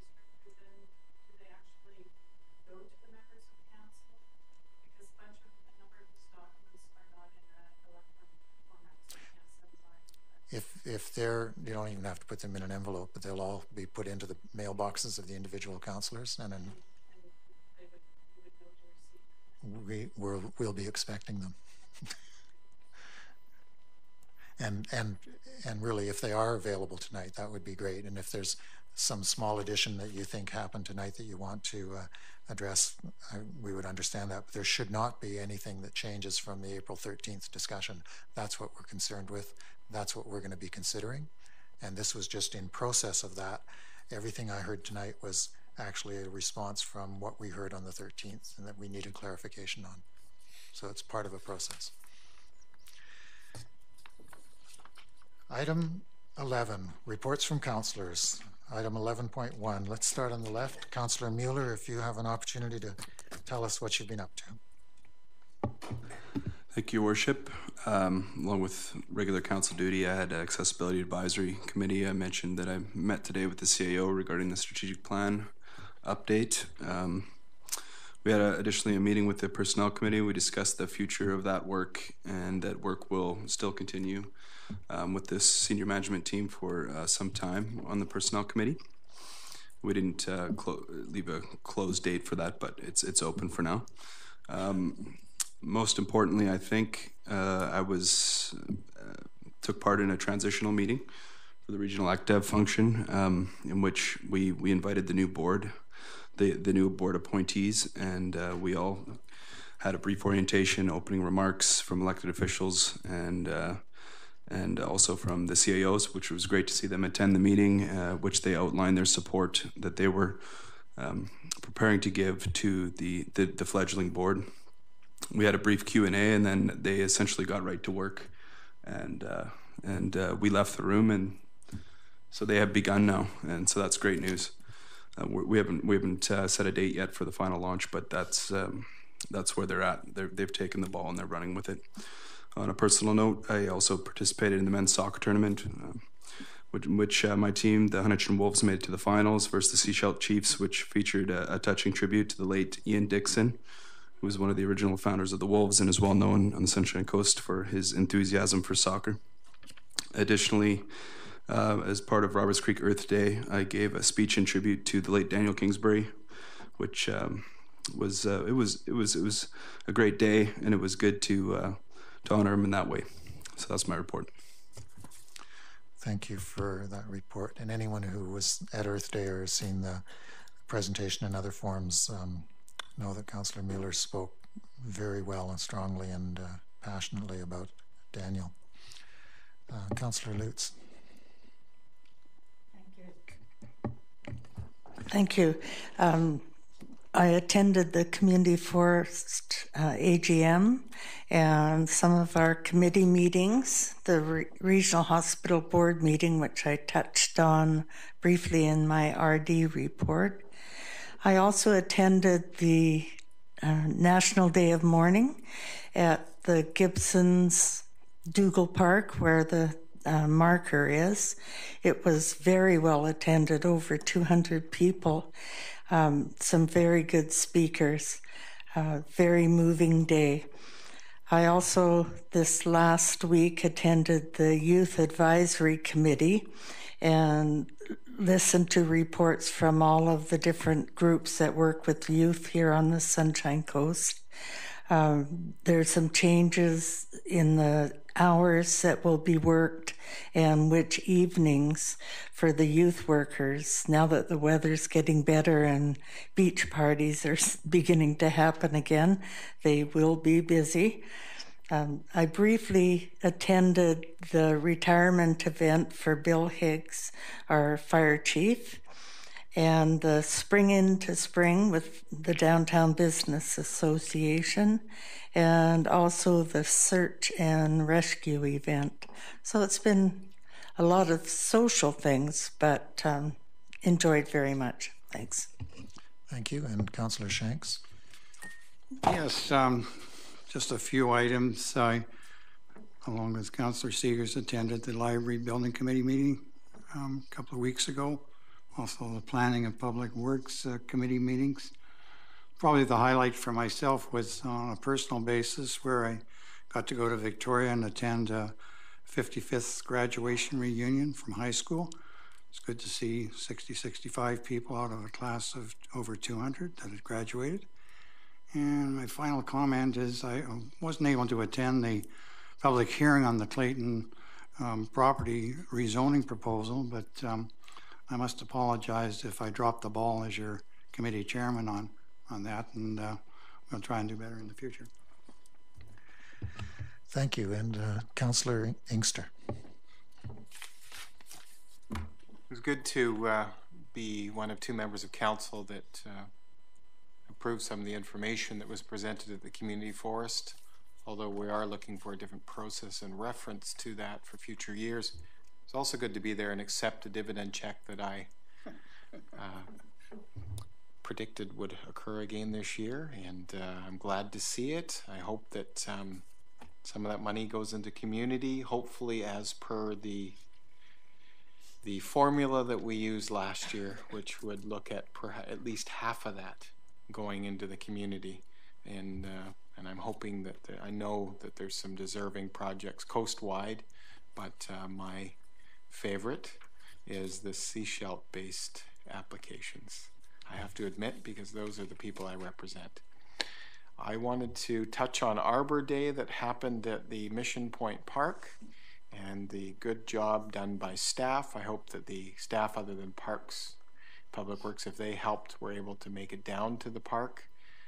There was a lot of involvement from community members, as there was in the past, to plant trees in that area. But what it was also good and will continue in the future with any work done in that area was the elementary school was involved in the planting of trees, in the ecosystem discussion and restoration, and that's part of the nature program at Davis Bay Elementary. So I think council should keep in mind that not only do we have a good park there that's a really interesting ecosystem park with the Chapman side piece to it, the ocean side, and all the ecosystems that go with those two environments, that there's a nature school nearby with about 50 to 70 children that we contribute to their learning with our parkland. I wanted to mention the McHappy Day that I went to as well today, that raises money, I believe, for Ronald McDonald House. I think a couple of council members were able to make it. I'm hoping in future years that more of us are able to go and we can find the time. I know that the RCMP, like usual, was there, as well as ambulance. So it's just a good money raiser that comes a lot of money out of that corporation to go to a really good cause. And with Councillor Lutz, I was at the Coast Guard, I guess we call it the season launch, and a lot of good stories. I wasn't sure exactly what the event was about, other than perhaps a celebration of a lot of good volunteers and a lot of good equipment that many local governments and others have helped them purchase. But the group was very enthusiastic, very friendly, and very generous with some of the items, including, I think, items to my own two children who went home appropriately wired after they kept handing them little treats that they had there. So it's what a good group and what a good community group that was present there and celebrated. Thanks. Thank you. And Councillor Wright? Oh, thank you, Your Worship. On behalf of the District of Sechelt, I attended the annual general meeting of the Community Forest. We had a meeting of the Personnel Committee, which Councillor Mueller referred to, Planning and Development Committee, Public Works Committee. Had two highlights over the last, since the last council meeting. One was I spent 2 hours today at Sechelt's Scottish restaurant. And McHappy Days was great fun up there, and had all kinds of people coming in as I was playing with burgers and doing orders and saying, hey, I want to talk to you about the sewer, okay? Having great fun about it. And then yesterday I spent 2.5 hours with the West Sechelt Community Association. I had been invited to talk to them about 3 months ago, and we finally got that together, and Councillor Seegers will talk about that a little bit. We had fun time. I enjoyed it. On behalf of the SCRD, I had a Corporate Services Committee meeting, a board meeting, Regional Hospital board meeting, the Transportation Committee, and the police commission. And the staff sergeant from the RCMP, he talked at the police commission about what communities are doing with reference to companies that are dealing with marijuana, some suggestions on how we might want to deal with them. The big one that he had for me was that he was doing a comparison of RCMP officers for various size districts, which are comparable to Sechelt. And while he has a full complement of staff, it would appear that we are 5 staff members less than what other areas of similar size have. And so I think that council should expect that he will probably be making a petition to council at the next finance committee meeting in the near future, okay, to see how we will deal with that. And then lastly, I went to the retirement function for our fire chief, Bill Higgs, wished him well, then spent the balance of the time talking to the new fire chief, okay, and how he was going to approach the job. Thank you, Your Worship. Thank you for that report, and you reminded me of the greatest contribution having Councillor Cameron Reid and Mayor Cameron Reid on council was as a former staff sergeant. He could look at the RCMP when they came for those annual requests right in the eye. Yeah. And deal with it. We're yes, and we'll bring them back if we need to. We're well staffed, given our crime rate, age and demographics of our population. So, yeah. And that was provincial. He was from Gibson's. Councillor Seegers. Thank you. I attended the launch of the age-friendly workshop, or to put the plan together that's going to be coming to council in December. It was invitation only, and it went out to various organizations, etc., to come and give some preliminary input.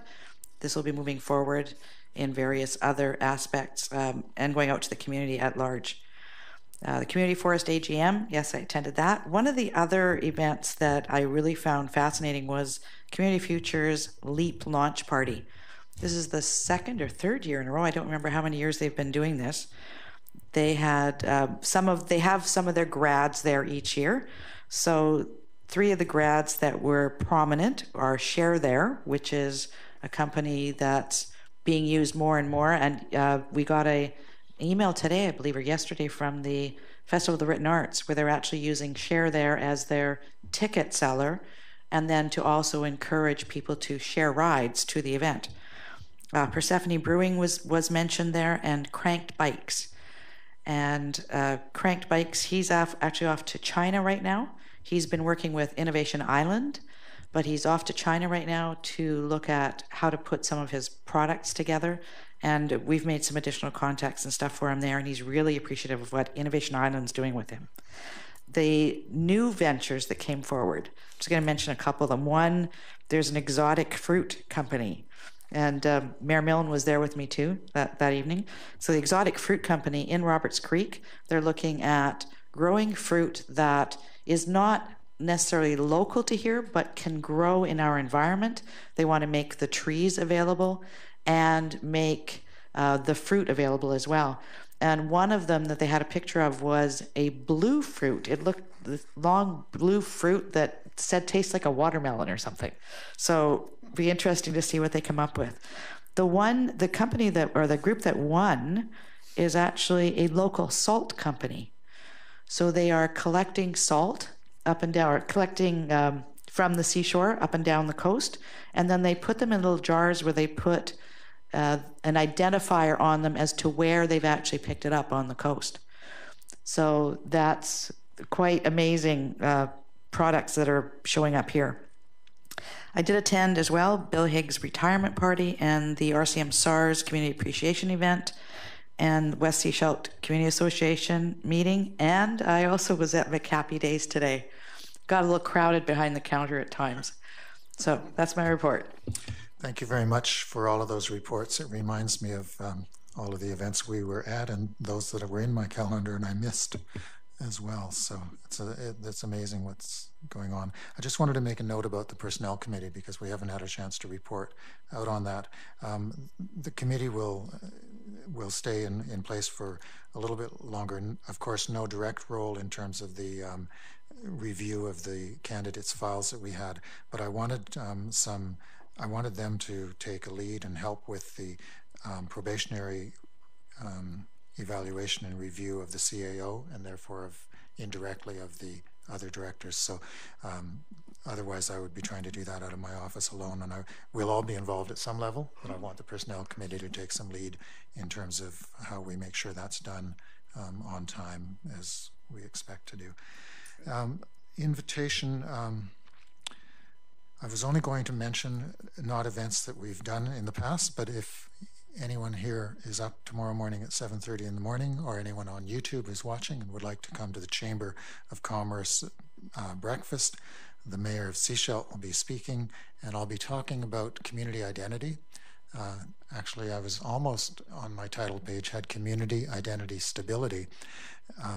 Then I realized the literate references for that may not be exactly what I wanted, which are the themes from Aldous Huxley's Brave New World.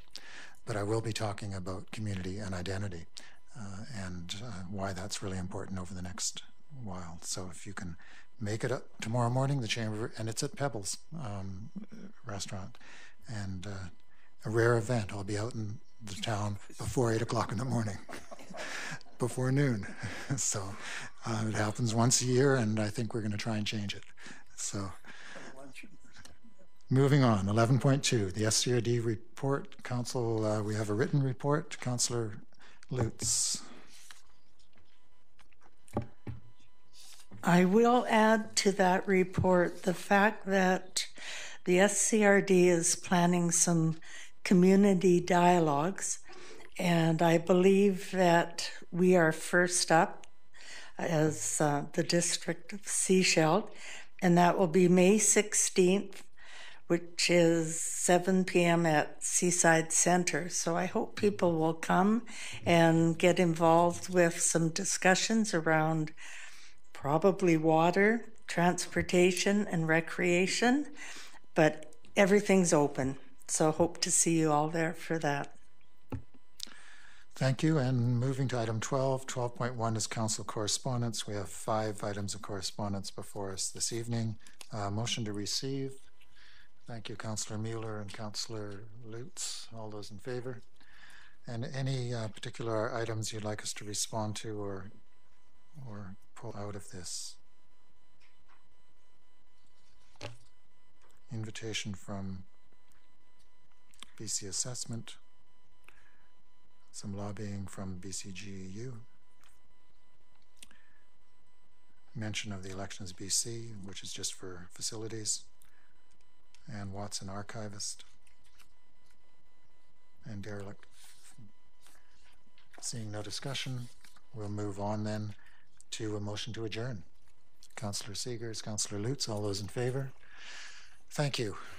A few minutes later than I expected. Pam.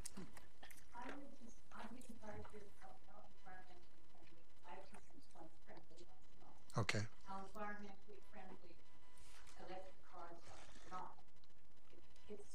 Absolutely terrible to hear what they do to make the batteries. And when they break down and aren't repairable anymore, where do their batteries go? Do they go to the same place as all the used computers someplace in Egypt where people actually die of toxic poisoning? Or, you know, they're not that environmentally friendly. They might not be crappy when they're driving them, but. And then there's, of course, there's Forest BC telling us all about Site C, which is not exactly an environmentally friendly dam if you want to get this. So that's my one round. My second one is, I don't know if any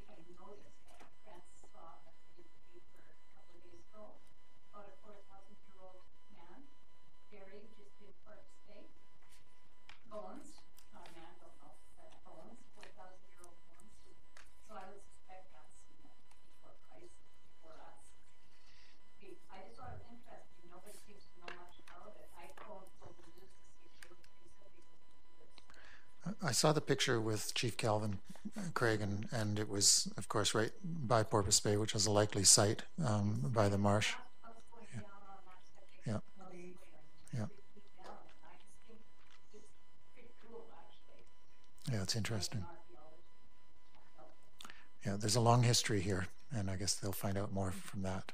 Mr. Conway. Mayor, tonight I heard some words of wisdom from you pertaining to electric scooters for mobility device charging stations. I hope, sir, that this, not only that, I hope, sir, first of all, that you will follow through on your words of wisdom and provide mobility devices charging stations at the same rate you've been providing EV charging stations over the last 4 years. And may remind you, for instance, that this council probably passed recommendation pertaining to that. And also, previous council also passed the same recommendation. So it has not, it's been on the burner, on the front burner, as long as I can remember. And may even go back to when Councilor Easter sat in the chair. Mm-hmm. The center chair. Sometimes it feels like an electric chair, but center chair. Thank you for, yes, it's been identified for a while. It needs to be acted on, and it's probably useful. We're going into another strategic planning time to see how it seems like a small thing, but I think it would make a real difference to a lot of people, especially those who are using the downtown mall and Cowrie Street areas. So, no, we'll try and follow up on that. Okay, Lynn. Yes, Lynn first and then Sue.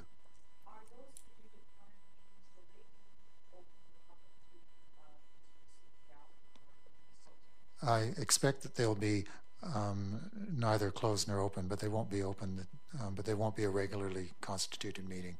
The community charter does allow us to do some planning in shirt sleeves with staff. And that's my expectation.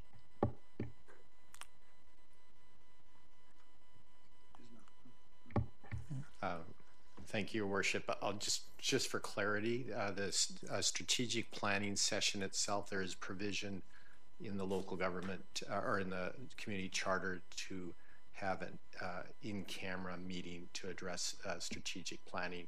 And most communities hold their strategic planning in camera so that a wide variety of issues can be discussed with that kind of liberty. Yeah. It's not even so much the wide variety of issues, it's the informality. It's the opportunity to toss out an idea that's not as strong as it might be if you were waiting until you were in public to make sure that everything you said was carefully considered and done. So it's an opportunity to think through weak ideas and make them stronger and figure out what we want to do. So it's not a matter of, and certainly the results are always open and public, what we're doing, but it's a rare opportunity actually for councillors to think about what they may want to do and see how others on staff and on council respond to it. So I think we'll want to, it'll only be the second time in 18 months we've actually got together in that kind of an informal way. So I think we'll try and guard that.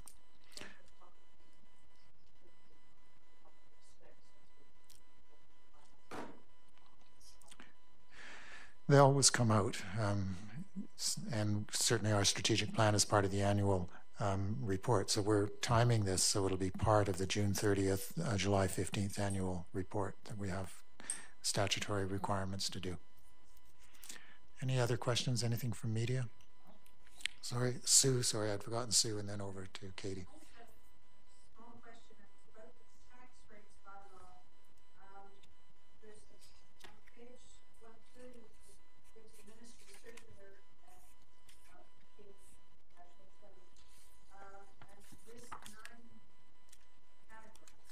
Yes.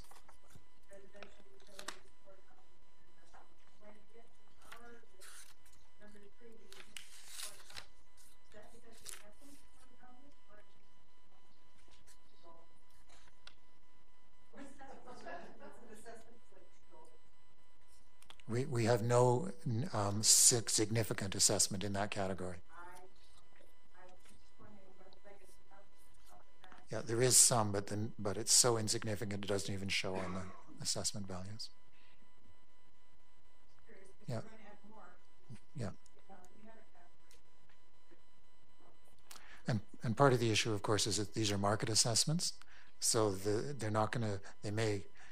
The values may be much higher than the market assessments, so the overall assessment, even if there's many of them, may not be very high. And we don't want to start collecting taxes from